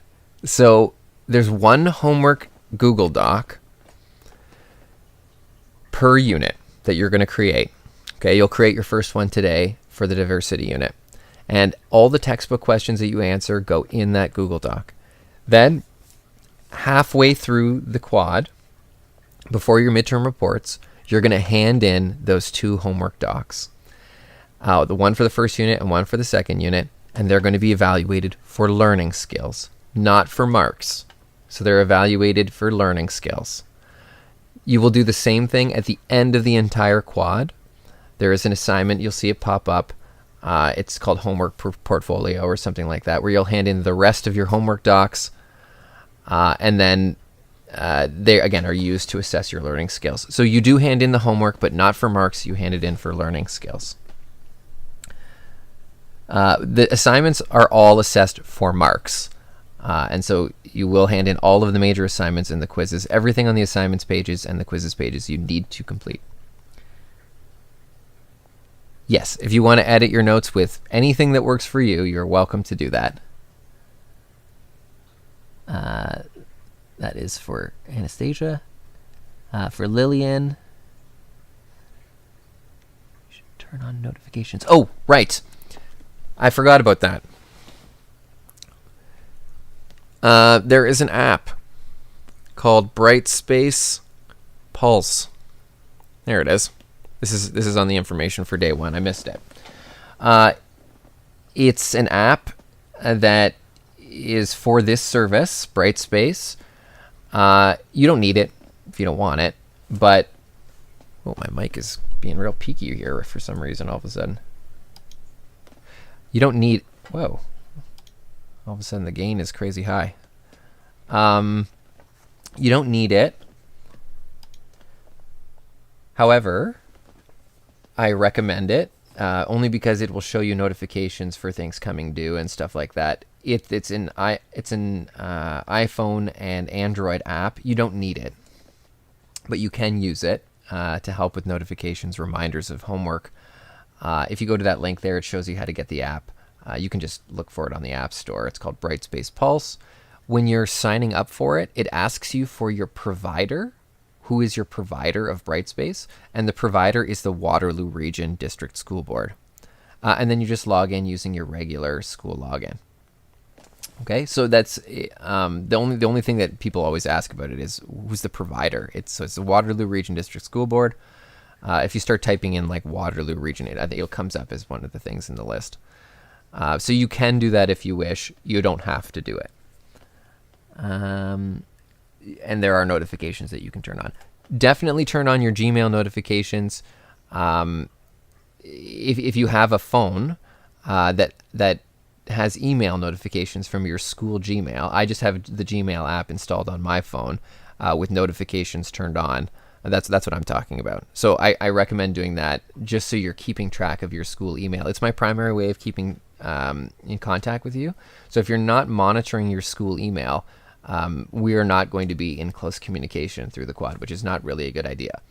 So you should have some type of notifications turned on for Gmail. If you don't have a phone, that's fine too. It just means check your Gmail, okay? So you should be regularly checking your school Gmail. Some students say, well, I don't use my school Gmail. Well, you do now. You have to use it now because it's how I stay in contact with you.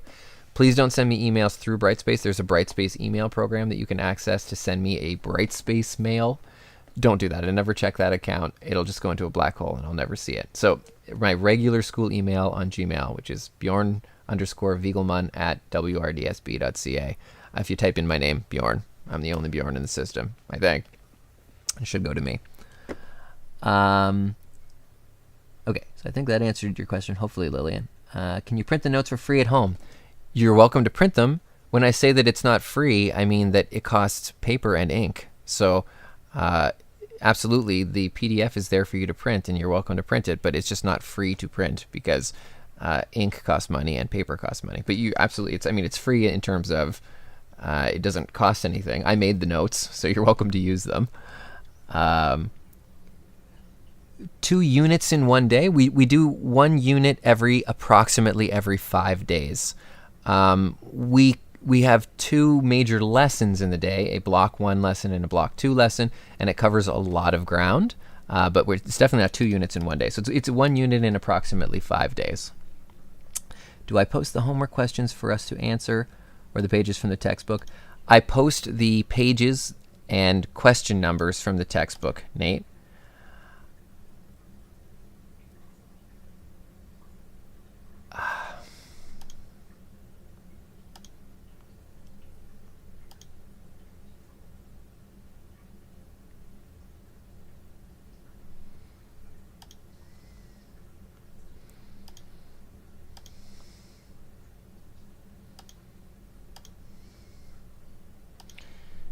Really?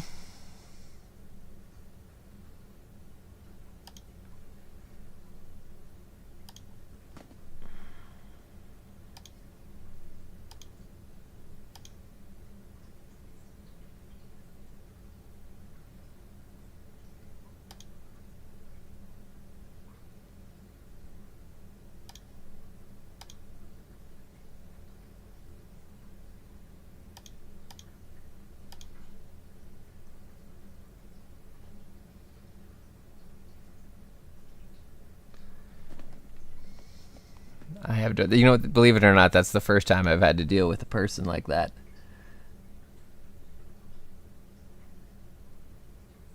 I don't know. I'm gonna have to investigate how to ban somebody from here. I've never had to do this before.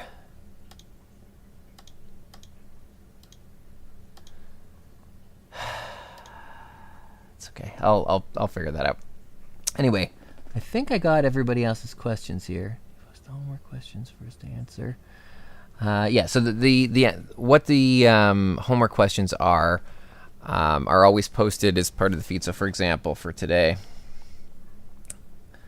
under day 1, if you go down, there are the homework questions that you're going to complete in Learning Block 2. So it's page 13, 1, 6, and 8. And they're just posted like that. And then you access them through your digital textbook. It is a first. Okay, guys. Unless there are more questions, hopefully I did answer your questions, by the way. If you ask a question and I do answer it, if you wouldn't mind just letting me know and say, okay, or something, just so that I know that I've answered your question. Otherwise, I'm never sure whether because normally I would just look at your face and you would nod or make some indication that you are okay with the answer that I've provided. So just let me know if I've provided an answer that is acceptable to you, or if you'd like clarification, just let me know that as well. But once you've asked a question, just let me know that I've answered it, just because otherwise I just have no clue. Remember that I don't have any feedback from you whatsoever while I'm talking, other than what's in the chat. So, okay, anyway, we'll break now. We're going to come back at 11:05. Please come back, and I will take attendance again at that time. If you have any questions in the meantime, you can just post them in the chat. Thanks, guys, and I'll see you in a bit.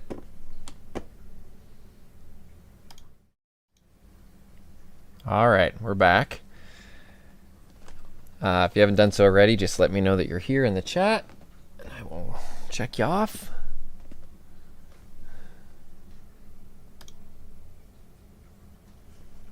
Okay, Kim, you asked the question.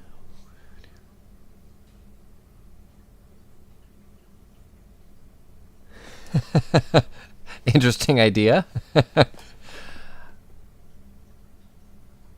We're at the bottom of the food chain?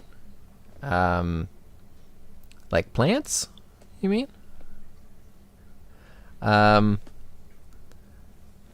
would say that if you're going to use the word theory in a scientific context, not in the way that it's commonly used when people say, like, I have a theory about this, which just means that I have a guess. That's not what the word theory means in science. We're actually going to talk about that in the evolution unit in a little bit more detail. But theories are based on evidence, and if all of the supporting evidence, if all of the evidence that exists supports the theory, then the theory is sound. I think, Kim, that you would have to present some evidence in order for that to be called a theory. Right now, that's just a idea, not a theory in a scientific context. So, what do I think of it as a theory without any evidence? I think that it's not valid because it requires evidence.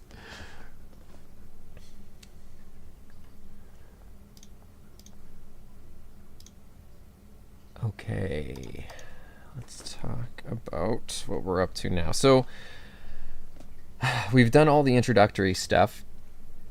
At this point, we are going to start our discussion of diversity and begin with Unit 1. I'm just pulling it up here.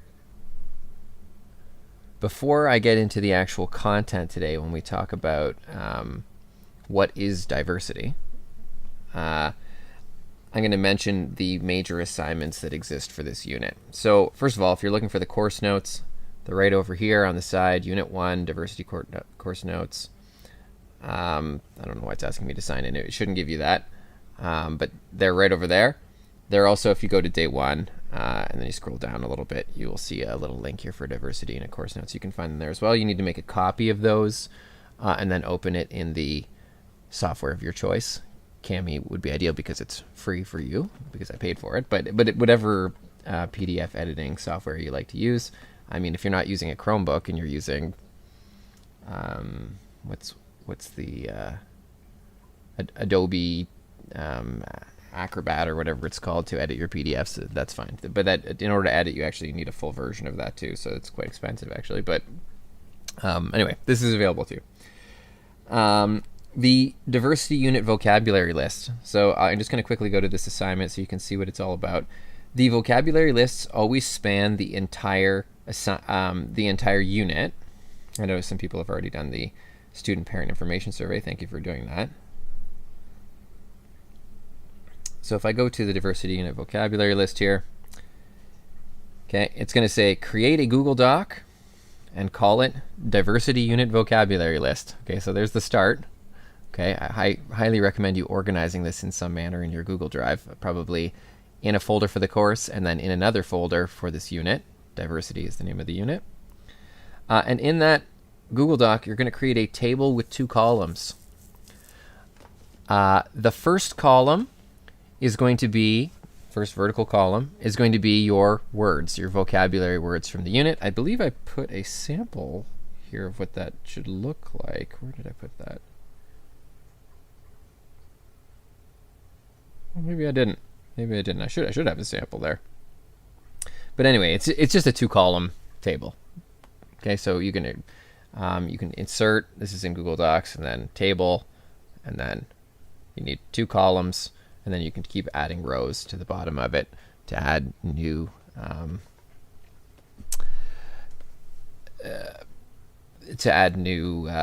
terms. Okay, so minimum, you need 30 terms per unit. It sounds like a lot, but you'll notice as we go through these units that there is a ton of new vocabulary. That's one thing, that biology is very vocabulary intensive. I don't think you'll have trouble coming up with 30 words as long as you're adding them as we go. So as you go through, any new core vocabulary for the unit you're going to add to your vocabulary list. So I'm not talking about just a word you've never seen before. I'm talking about core vocabulary that is specifically about the unit of diversity. And to be perfectly honest, most of the new words that you're going to come across are going to count as core vocabulary for diversity. Okay, but you don't want to add stuff in there that you already know. For example, plant. Okay, like that's not a new word for you. You know what a plant is. I mean, maybe you don't know what it is in detail, which is what we're going to discuss in this unit, but that wouldn't be a new term for you, and so it shouldn't go on there. So I'm looking for complex ideas or structures or new things, basically, that you have never come across before. Okay, pretty much any new word that you find in the course fits, as long as it's a complex idea. Okay, so then in the second column, you're going to write down a definition, not the definition. So this isn't like a Google it and find the definition and put it in there. This is your definition. You're going to write it in your own words. And the idea here is that you need to, once you've done the work for the day or whatever, whenever you choose to do it, it's really up to you, and you feel like you have a good understanding of what the word means, then you're going to write your understanding of the meaning of the word. And for that definition, there are some things that you should generally always include. So the first thing is, you should tell me, what does the term actually refer to? So is it a molecule? Is it a structure? Is it a process? Is it an idea? What is it? Okay, so start by telling me what is the thing that you're defining. Okay, then tell me its function. What does it do? What is it? Okay, explain it. All right, that's the second part, but you're gonna tell me that in your own words. Now, in order to do that, you may need to include pictures. Pictures are fine. You may need to include examples. Okay, all of these things are helpful when giving the function of something or explaining what something is. Okay, so that is a good thing to add in there. Keep in mind that the purpose of this is to create a study resource for you. When you make this word list of things in your own words, what you're really doing is consolidating what you've learned in that day. And at the end, the more you consolidate the stuff that you've learned, the more you're going to remember it and actually understand the stuff that you've learned. And in biology, consolidating the ideas that you've learned on a particular day is really important. In university biology, college biology, this is an essential skill. You have to consolidate everything because it's going to be a lot. There's going to be a lot coming at you, and you need to go back and be like, okay, what are the parts of a leaf, in plants? What do those parts do? I mean, like you have to go back and consolidate the stuff that you've just learned. You're not just going to remember it. Now, some people do this in the form of flashcards. I don't mean this assignment, but some people do this consolidation in the form of flashcards. Flashcards are great. Highly recommend flashcards. But for this unit, this is a way that you can do some consolidation, and then I can actually evaluate your consolidation process. Okay, what are you taking in your understanding of these terms? Okay, and it's a great way for not only you to create a study guide for yourself, but for me to get a view into your studying. Do we just create a Google Doc with a 2-column table that we can attach? That's correct. You create that Google Doc with 2 columns, with a 2-column table, and then you just attach it to this assignment. There'll be a spot where you can attach it, where you click Add a File. You can attach the Google Doc and then submit. Okay, so you just do that at the end of the unit. You just do it on the last day of the unit. And I mean, ideally, you'll be adding these things as you go. So if you do it as you go through each unit, it's not extra work to do at the end of the unit. I've found that anybody who leaves this to the end and goes back through and says, okay, now what is all the vocabulary from the unit? They're always terrible. Because if you don't consolidate as you go, it really does not work very well. Your definitions are not very good. And so I highly recommend that you do this as you go. Going back to do them does not work out well. Anyway, the last component of the definition is, why is it particularly important for us in the unit? So some of the words that you're going to define aren't necessarily a diversity word. Okay, it's not going to be specific to diversity. It may be a more general biological term, but is just important in the study of diversity. So if that's true, why? How is it related to the study of diversity? So that's the last component that you're going to add in. And I always look for these 3 things in each definition as I'm going through. Okay, and you're really being evaluated on that. Are you including the important information in your explanation? Keeping in mind that these should be in your own words. Okay, it makes a great study tool. This is a the kind of skill that would be extremely helpful for you to use in grade 12 biology.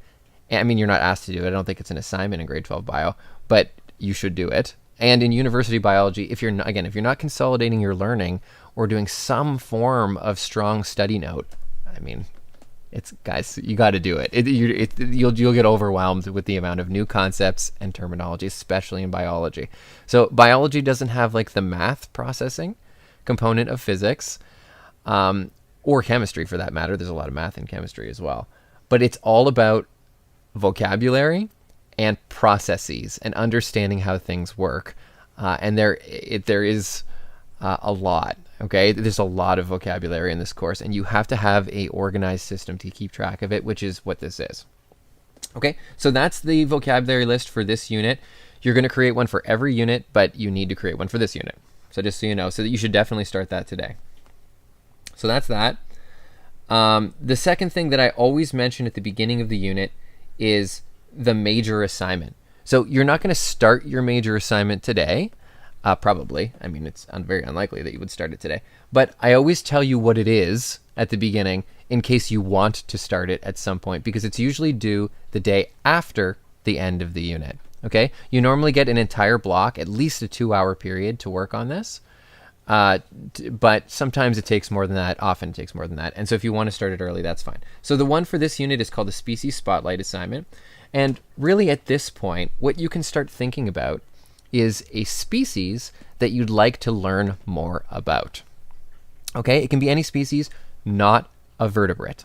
Okay, and I say non-vertebrates, those are things with backbones, because those are the things that are the most familiar to you already. Like, don't pick dog, okay, or whatever. Like, you don't want to pick something that you like are very familiar with, cow or something like that.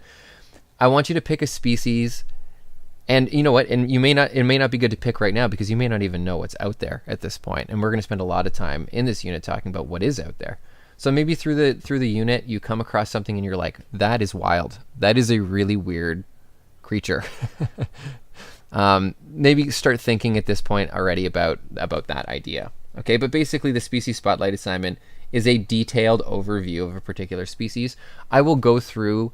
Once we've talked a little bit about the types of diversity that are out there, I'm going to go through this in more detail. But you're going to do it as a slideshow, basically, as a Google Slides slideshow. And on each of your slides, so we used to do it as a poster. We don't do it as a poster anymore. This is an exemplar as a poster. But the poster ID doesn't really work that well via distance. So this is going to be a slideshow where each thing is a different slide, but essentially you're going to tell me about how you classify your species. We're going to talk about systems of classification tomorrow. So again, a lot of this stuff we haven't covered yet, obviously. You're going to show me the life cycle of your species. You're going to show me a picture of your species and talk about some important physical morphological characteristics. We'll talk about what morphology is shortly.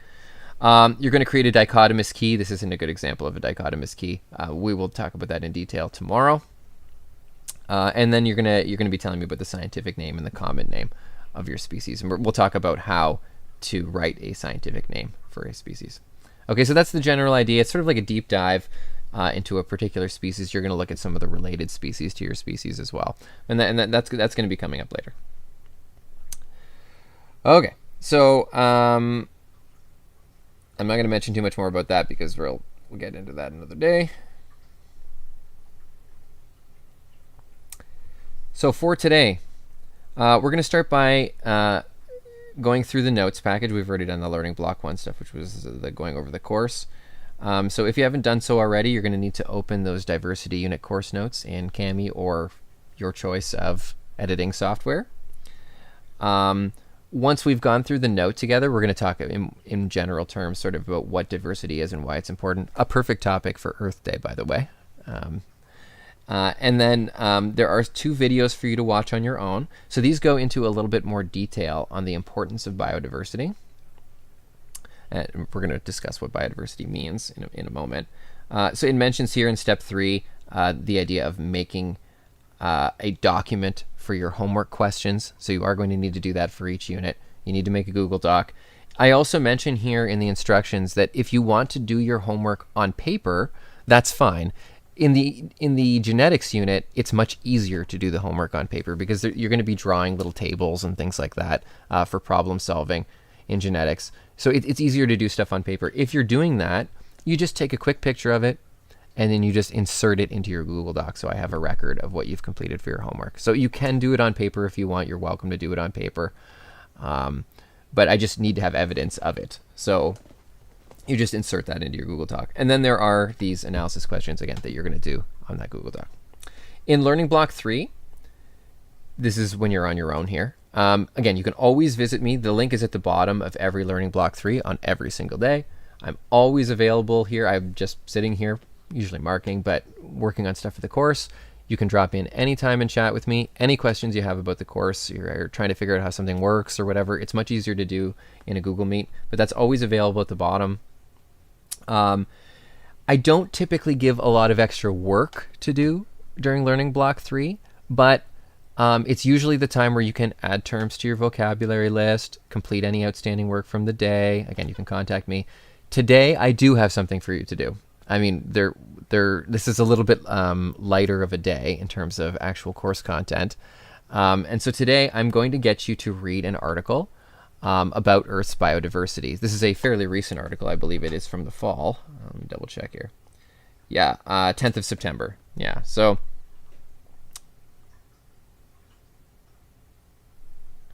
this is an article about how we're doing with regards to biodiversity. Hint, hint, not good.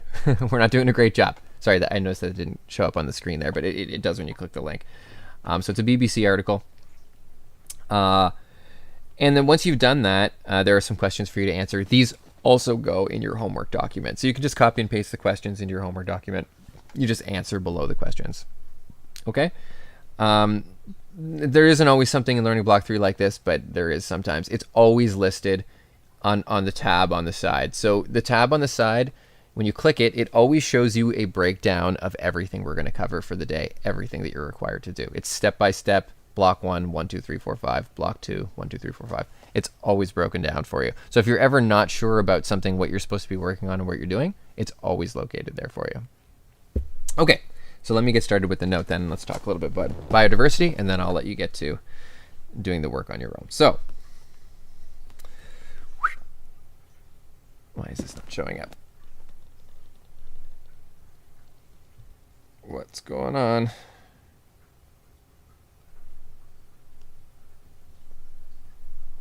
Why isn't this showing up?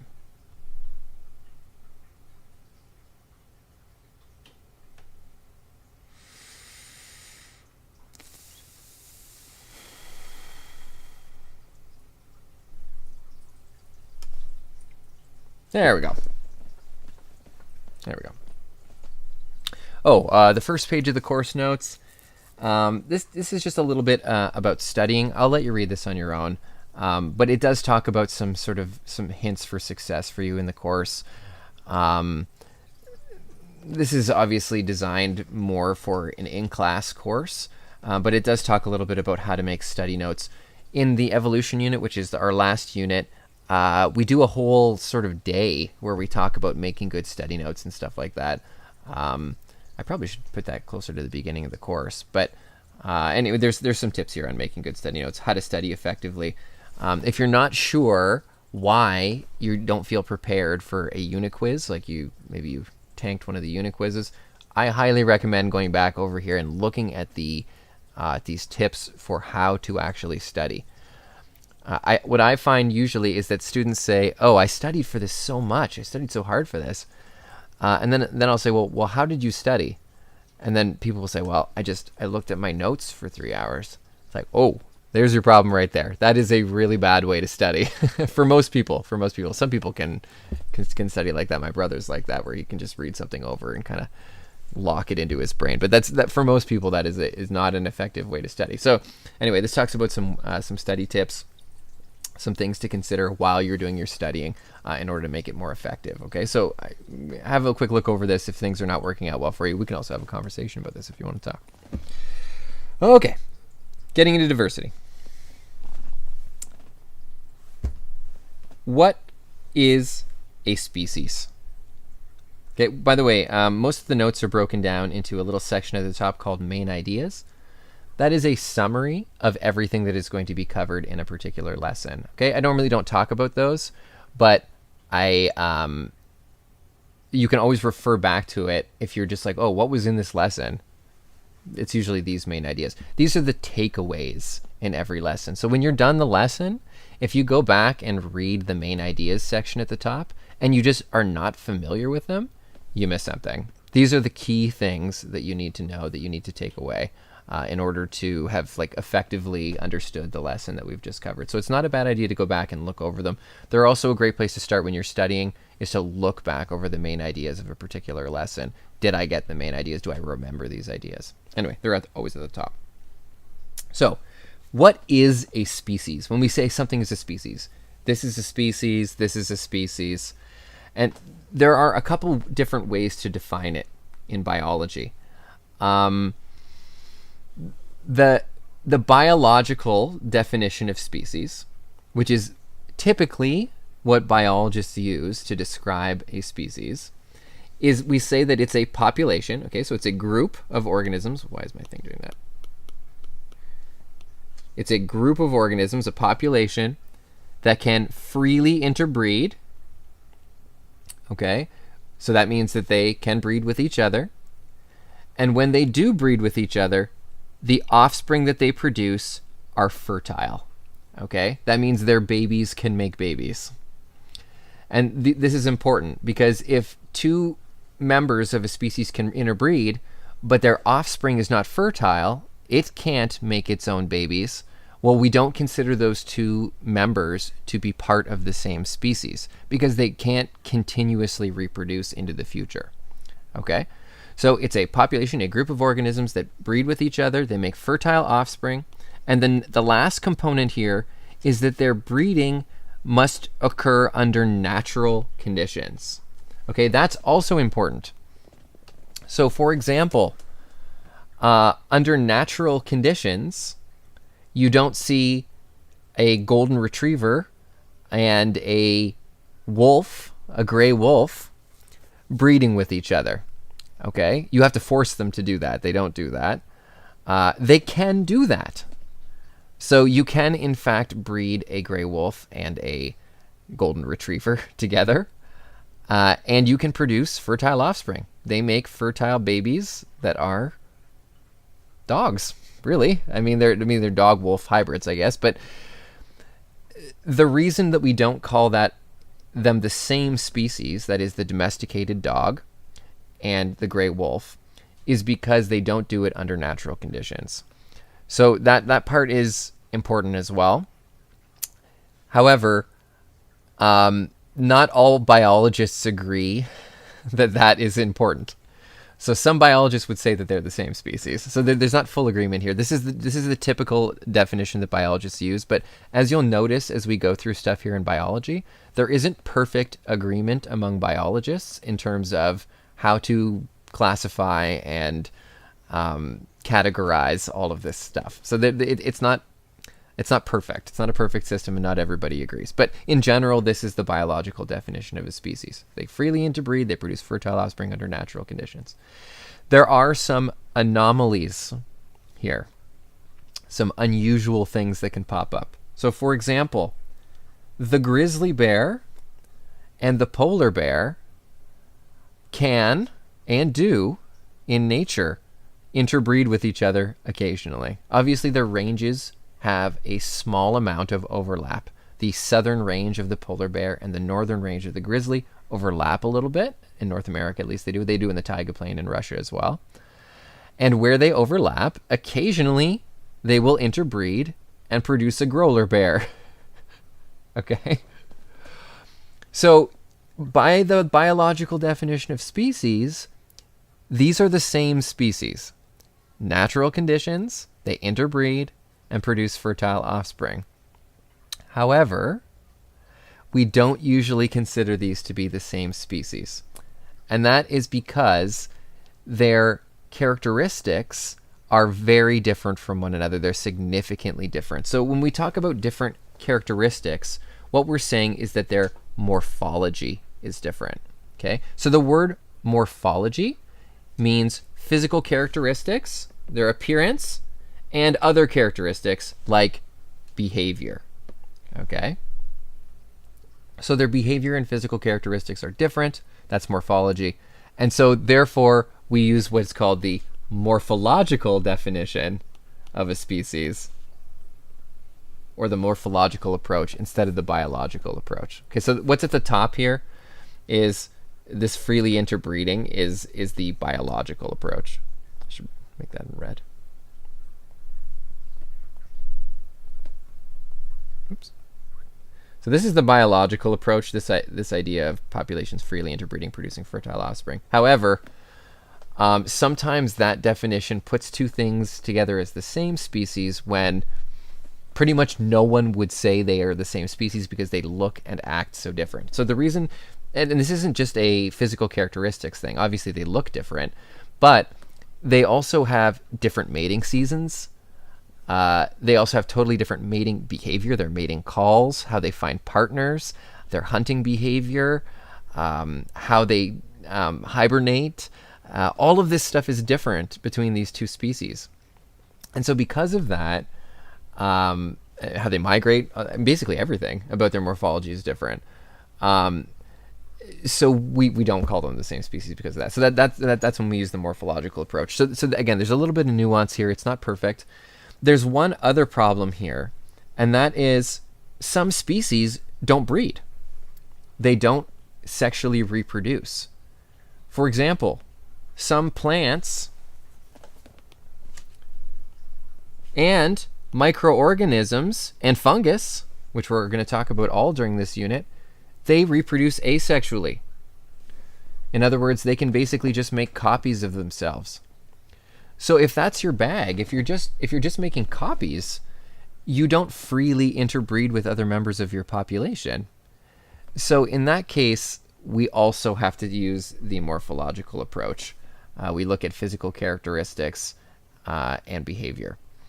And then there are also genetic characteristics that we take into account for microorganisms, which we'll get to later when we talk about microorganisms. So we would also call that part of their morphology.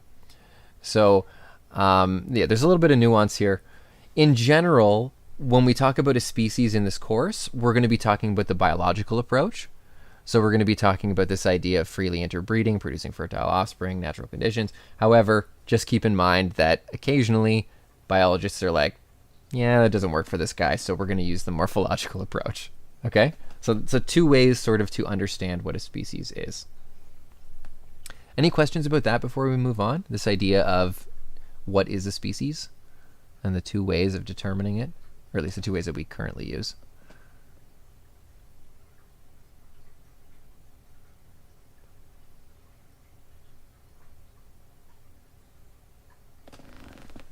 No comments. Let me know, by the way, I can't really see the gain on this microphone, but I think it might be peaky. If it's starting to peak and crackle and stuff, let me know and I'll turn the gain down.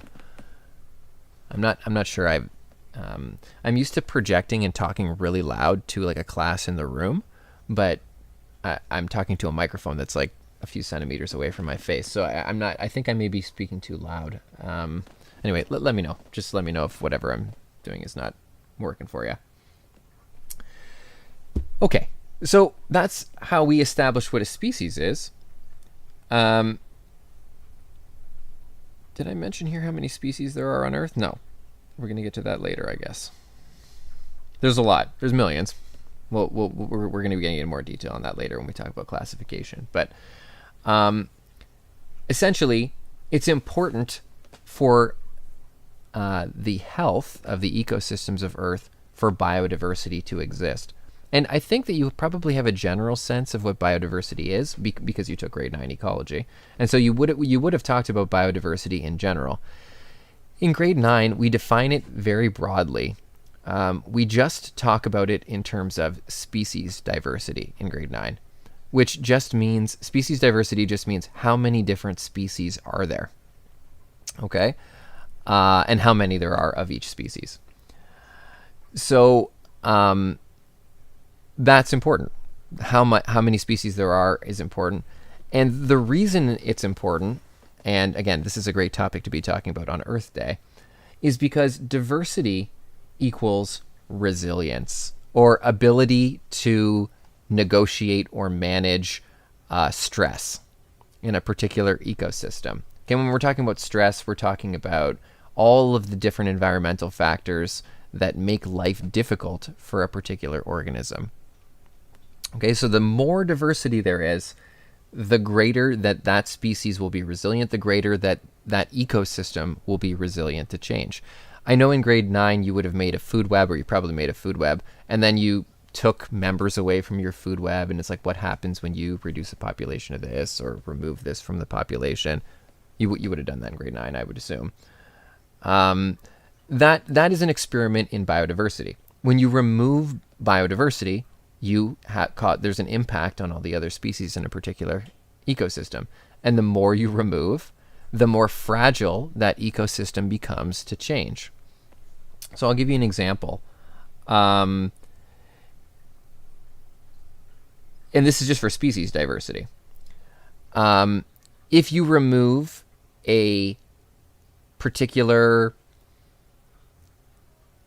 omnivore, okay? So you've got your grass at the bottom. Ugh, that's not what I meant to do, sorry. You got your grass at the bottom, or whatever, plants. And they're going to feed up through your food chain to some insects. This is a pretty basic food chain here. And then that's going to feed up to maybe a bird.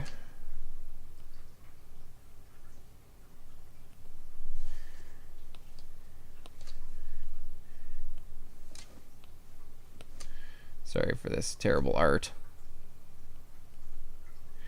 And then that's going to feed up to maybe a predator of some kind, a carnivore.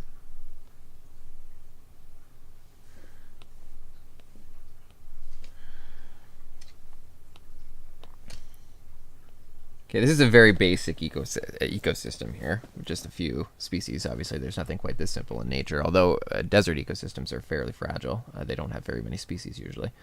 But obviously, if you were to remove any particular species from this simple ecosystem, it's going to cause your ecosystem to collapse, right? I mean, if I remove the bird, the snake is gone. There's nothing for it to eat any longer. If I remove the fly, well, there's probably not enough food to support the bird here any longer, and then the bird will go extinct, and then the snake would go extinct. But the more members that we would add to a particular ecosystem, if we were to add some more insects and some more intermediate. Oh boy, apologies by the way for this, my terrible art here.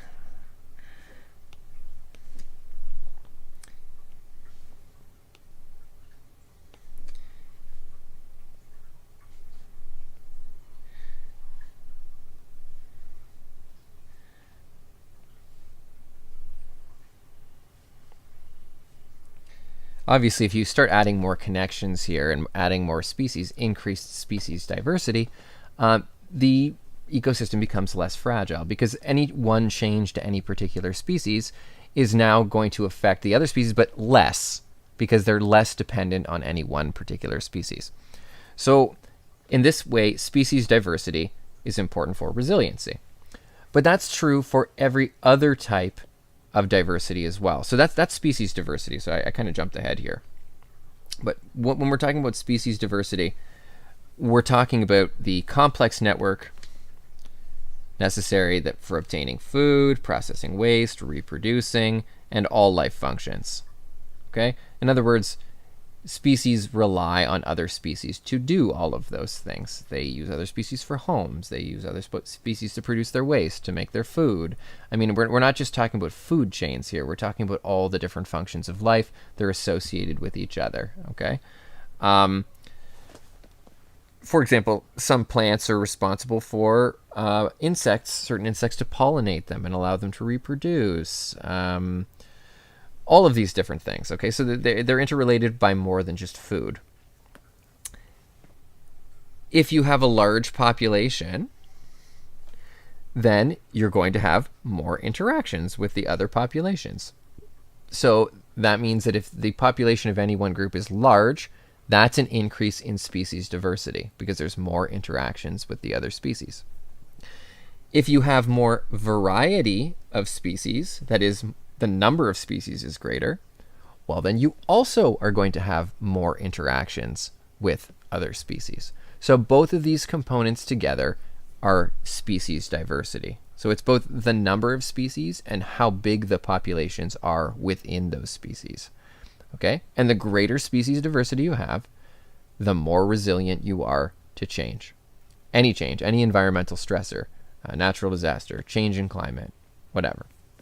Okay, so more species and large populations are better for protecting all of the functioning of a given ecosystem.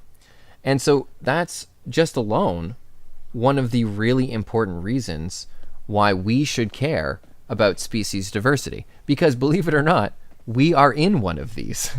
Not one of them, we're in many of them. We rely on other species for a whole host of things. And we'll get to that later. We're actually going to watch a video here on what's called ecological services. Ecological services are what natural systems provide humans. Okay, and I think one of the main problems here is that a lot of people seem to think that species diversity and caring about diversity in ecosystems is important if you like animals or if you like nature. It doesn't matter if you like it. You don't have to like it. Maybe you hate nature and you never want to go outside. It actually doesn't matter. You are still completely dependent on these systems working in order for you to stay alive. We don't live separate from the natural world. We actually live in it. So even if you don't care about these animals at all, you hate every living thing other than humans, or maybe even you hate humans, I don't know. Maybe you hate everything. It doesn't matter. The reason you should care about this is because it's important for your self-preservation. You need to care about this to remain alive as a species. So don't get confused here. I'm sure many of you do care anyway, but you don't have to like living things in order to care about them. You care about them, if you only care about them for selfish reasons, that's also fine. But you have to care about them because you need them to survive. So again, a great topic to discuss on Earth Day. I feel like a huge number of people are completely misinformed about this idea that they should care about nature because they like it or because they just want to look at it or whatever. Yeah, exactly. Let's say that you are, for example, a nihilist. It doesn't matter. It doesn't matter. I mean, honestly, if you're a nihilist and you don't care about anything, why are you here? But realistically, though, you have to care about them for your own self-preservation. Even if that's the only thing that you care about, it still is reasonable. Okay? So, well, fair enough. Fair enough. Well, then you're not a total nihilist then, because you do care about things. But anyway, so that's one aspect of biodiversity, is just the idea of species diversity. Genetic diversity is another. And genetic diversity is the idea that within a single species, not all of the members are the same. So normally, if we were in the classroom, I would say, look around. Look at all the different people in the room. We're all the same species. But there is a great amount of diversity within our population as humans.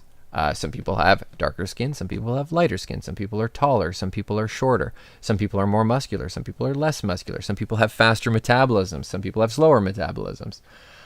There's a great amount of difference. And you know what? Even if you want to talk about the pandemic, which, I try not to reference it all the time, but there's a great amount of variety within the human population in terms of our natural resistance to COVID. Some people are naturally very strongly resistant, and some people are not. So that diversity within a population is all based on our genes, our DNA. Okay? That's our genetic diversity. So having good genetic diversity in a species, which really usually requires having a fairly large population, having a large amount of that diversity is also important for our survival and resiliency, because whenever there's a stressor, there's always going to be members of the population, if you have a large amount of diversity, that are going to be resistant or will do a better job of surviving over others. And this is going to come into play a lot in the evolution unit when we talk about this. But I mean, this is the driving force of evolution. Some members of a population are better at surviving than others. That's just true. That's a truism. So genetic diversity, having lots of differences within a species, is important for resiliency. Later on in the genetics unit, we're going to talk about how sexual reproduction actually increases genetic variability in a species because it basically mixes together the genes into new combinations. And again, we get into great detail in the genetics unit on that. But that is one of the driving forces of the production of genetic diversity. The other one is mutation, which we'll get into more detail on in the evolution unit. But anyway, genetic diversity is important. Differences within a species. If you have a monoculture where all of the members are exactly the same, generally that species doesn't do a great job at surviving. Another great example, bananas. And if you've, I don't know if I had you in grade 9, I may have had you in grade 9. I may have told you the banana story already. But if you've ever had those little hard candies that look like bananas, I think you know what I'm talking about. Or maybe you don't. Maybe you've never tried them before. And you taste that banana and you think, that doesn't taste like a banana. I don't know what that tastes like. It has some kind of weird flavor. That is what bananas used to taste like. So that variety of banana, that species of banana, in the 1950s and 60s was the species of banana that was in supermarkets that you could buy. And it tasted like that. But it was a monoculture. So every single banana plant was a clone of the same banana plant. They were genetically identical. And what happened, and this is very predictable, unfortunately, is that once a species of fungus got into a particular banana crop, and it was very good at killing that one species, well, the problem is, because it's a monoculture, every banana was very susceptible to that fungus, and it caused the extinction of that banana. It actually went extinct. Those bananas do not exist on Earth any longer because they all went extinct. And so the bananas that you get now in the grocery store are actually a different monoculture of bananas that was genetically engineered, basically, from a group of bananas, a different group of bananas. And guess what? We did it again, guys. We created another monoculture, and guess what? There is a problem with another fungus that is currently killing our current banana crops. And again, we're attempting to prevent that through uses of chemicals and things like that. But it's not super effective because monocultures, when you have low genetic diversity, are very susceptible to things like that. It's a terrible idea. But it does make all of your grocery store bananas taste exactly the same, which is what consumers want. So there's a give and take here. But anyway, that's low genetic diversity, and it's really problematic when it comes to resisting any type of environmental stressor. Question: can enough genetic diversity mutations change the classification? Yes, that's called speciation. When there is enough genetic change that occurs within a species, eventually there are members of that species that can no longer reproduce with other members of that species. In other words, you get an offshoot group that is different enough genetically that they can no longer interbreed with their original friends, members of their population, and they become a brand new species. That's called speciation. In the evolution unit, we're going to talk in much more detail about how that process works. But yes, that is how new species are formed. Okay, so that's genetic diversity, important for resiliency. Species diversity, important for resiliency. And then the last type of diversity I want to talk about is the diversity of ecosystems. So this is actually, well, this is another word for this is structural diversity. You can actually see these two terms interchanged. So sometimes it's called structural and sometimes it's called ecosystem diversity, but they mean the exact same thing. And this just means differences in the shapes of the environment, okay, or the differences in habitat. So when a habitat is in a area that has very low structural diversity or ecosystem diversity, there just aren't a lot of places, different places, niches for different species to live. So for example, if you look at this tree plantation right here, there are just not a lot of places for species to live here. There aren't a lot of places, little niches for different insects and ground-dwelling mammals and tree-dwelling mammals and birds to utilize this ecosystem. I mean, it also has low species diversity, but here the low structural diversity is actually causing low species diversity because this just can't support a number of different species because there are just very few niches here for species to inhabit. But if I look at this natural forest, there are many more places here, physical places, locations for organisms to live. Under logs, different types of grasses, different types of trees producing different types of food sources at different times of year, different pollinating flowers for insects, you name it. So this type of diversity is called structural diversity, which is also important. Question. Do you believe that ecological collapse is inevitable? No, I do not. We have total control over that as humans. I do believe that we're not currently doing a great job, but that's not to say that that is an irreversible trend. There have been very large-scale environmental problems in the past that humans have done an excellent job dealing with. I'm going to use the ozone hole as an example. It required a great deal of regulation, which we've mostly repaired. I do believe humans have the ability, and the thing is, it's not a choice. So it's not like people can choose to ignore the problem. You can't choose to ignore it. If you don't maintain biodiversity, we don't maintain our own lives, our own survival. So I do believe that humans have the ability to act in their own self-interest. I believe that's the only thing that we do. And this 100% is within our own self-interest. It's not something that you can pretend isn't happening. And to be perfectly honest, people in power in most places already know this. There's no person in the Canadian government that doesn't understand the importance of biodiversity. It's just whether or not you can get the population behind costly programs to maintain biodiversity. Everyone knows this. I mean, everyone who should know this knows this. The problem is getting public support for it. And do I believe that that's possible? Yes. Educating you is part of that, understanding the importance of this, because you guys get to make those decisions as voters, and you get to influence other people as well. And so your understanding of this is very important. So it's the reason that you're here. At least that's part of the reason that you're here, certainly. Fair enough. And again, that's sort of a defeatist attitude, Trenton. But I mean, you're welcome to that opinion. I don't agree with you.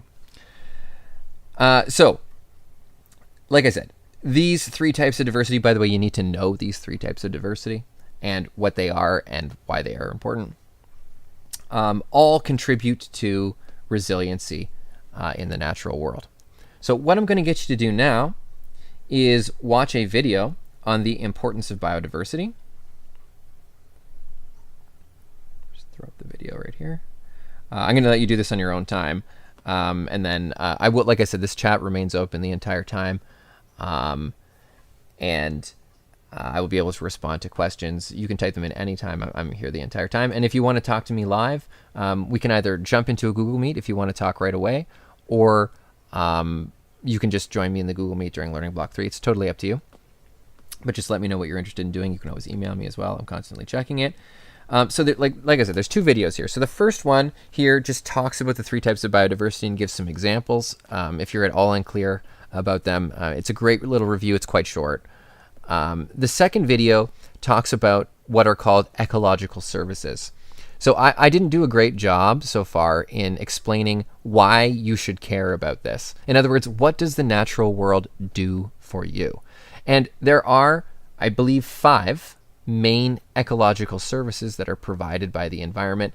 At least 4 of them are absolutely essential for your survival as a human. So again, this is not necessarily about do you like nature, although, I mean, I do, but it doesn't matter if you do or not. The ecological services are important for the purpose of they're necessary for your survival. So this video is going to talk about those. And when you do that, when you go through them, you're just going to list them below here where it says, what is the importance of biodiversity? You want to list the 5 ecological services, what they are, and explain them. It just basically, you just need like a 1-phrase explanation. This doesn't go in your homework sheet. This just goes in your course notes. Okay, so that's what you're going to be doing while you're watching the videos. And then once you're done that, you're going to complete these analysis questions from the text. They're on page 13, number 1, 6, and 8. If you cannot access the textbook for some reason today, we should get on that and get that figured out. But the chapter for the textbook is available over here on the left. You can see it there. Nelson Biology 11, chapter 1.1. That's the one that you need in order to answer these questions. They're at the end of the chapter. Okay, for Learning Block 3, if you're done early, by the way, you can already start the stuff for Learning Block 3. There is a brief article looking at some biodiversity issues on Earth. They are very significant and problematic. And then there are 4 questions which you're going to answer in your homework document that go along with the article. Okay, and if you have any questions at all while you're going through this, just let me know. Kim, is today's lesson only up to page 3 on the PDF? That is correct. Yeah. So that's as far as we're going to get today. Tomorrow, we're going to get into classification, how to classify all the species on Earth.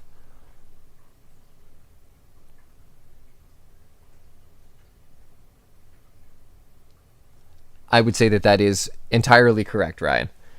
If there's an ecological collapse, humans will definitely not survive. 100%. Humans are far, far too reliant on the natural world. Maybe people don't realize that, but the humans will not survive an ecological collapse. Certainly not. There will be species on Earth that do survive. Microorganisms, I guarantee you, they're going to survive no matter what we do to the Earth. And there are many other species that probably will survive. But we will certainly have a very negative impact besides our own demise on the biodiversity on Earth, which I also think would be very negative. Again, I personally believe, and this is not just my belief, but this is very preventable. We have a great deal of control over how we affect Earth's biodiversity. So when we talk about this stuff, I'm not talking about it to get you down, okay? But I do talk about it because this is not one of those like pie in the sky, maybe one day we'll have to deal with this problems. This is a current issue. This is something that we are currently dealing with, and humanity does need to address these issues. And we're in a position, certainly as Canadians, where we are able to address this. I mean, certainly if a large percentage of your population is living in poverty, you may not have the ability financially to really take strong action on protecting biodiversity, but we do. We simply do, and we need to prioritize those things. And again, you guys can be a part of that. It's not a choice. I don't want to make it seem like we can choose that. We cannot. You have to choose it. It's not, you can't choose not to address biodiversity issues. They're absolutely essential for our survival. Okay, anyway, I'll let you guys work on this now. If you have any questions at all, drop them in the chat.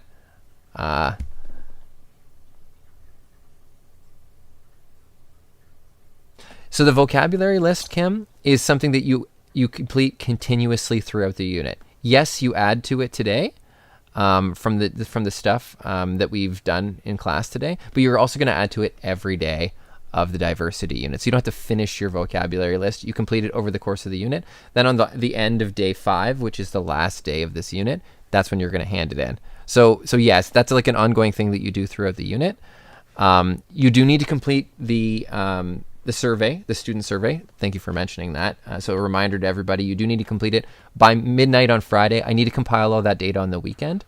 So please, by midnight on Friday, I need that parent guardian student survey completed.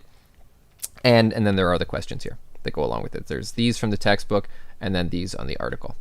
Okay. If you go through here and you just go through like the numbered steps, it'll cover all of the homework, at least the question homework that it's there for you. You did not miss anything, Kim. That is it. Okay, I'm gonna peace out here for a sec, and then if you guys need anything, don't be afraid to post. I'll answer questions in the chat or by email. And if you want to come talk to me, I'll be in the Google Meet at 1 o'clock.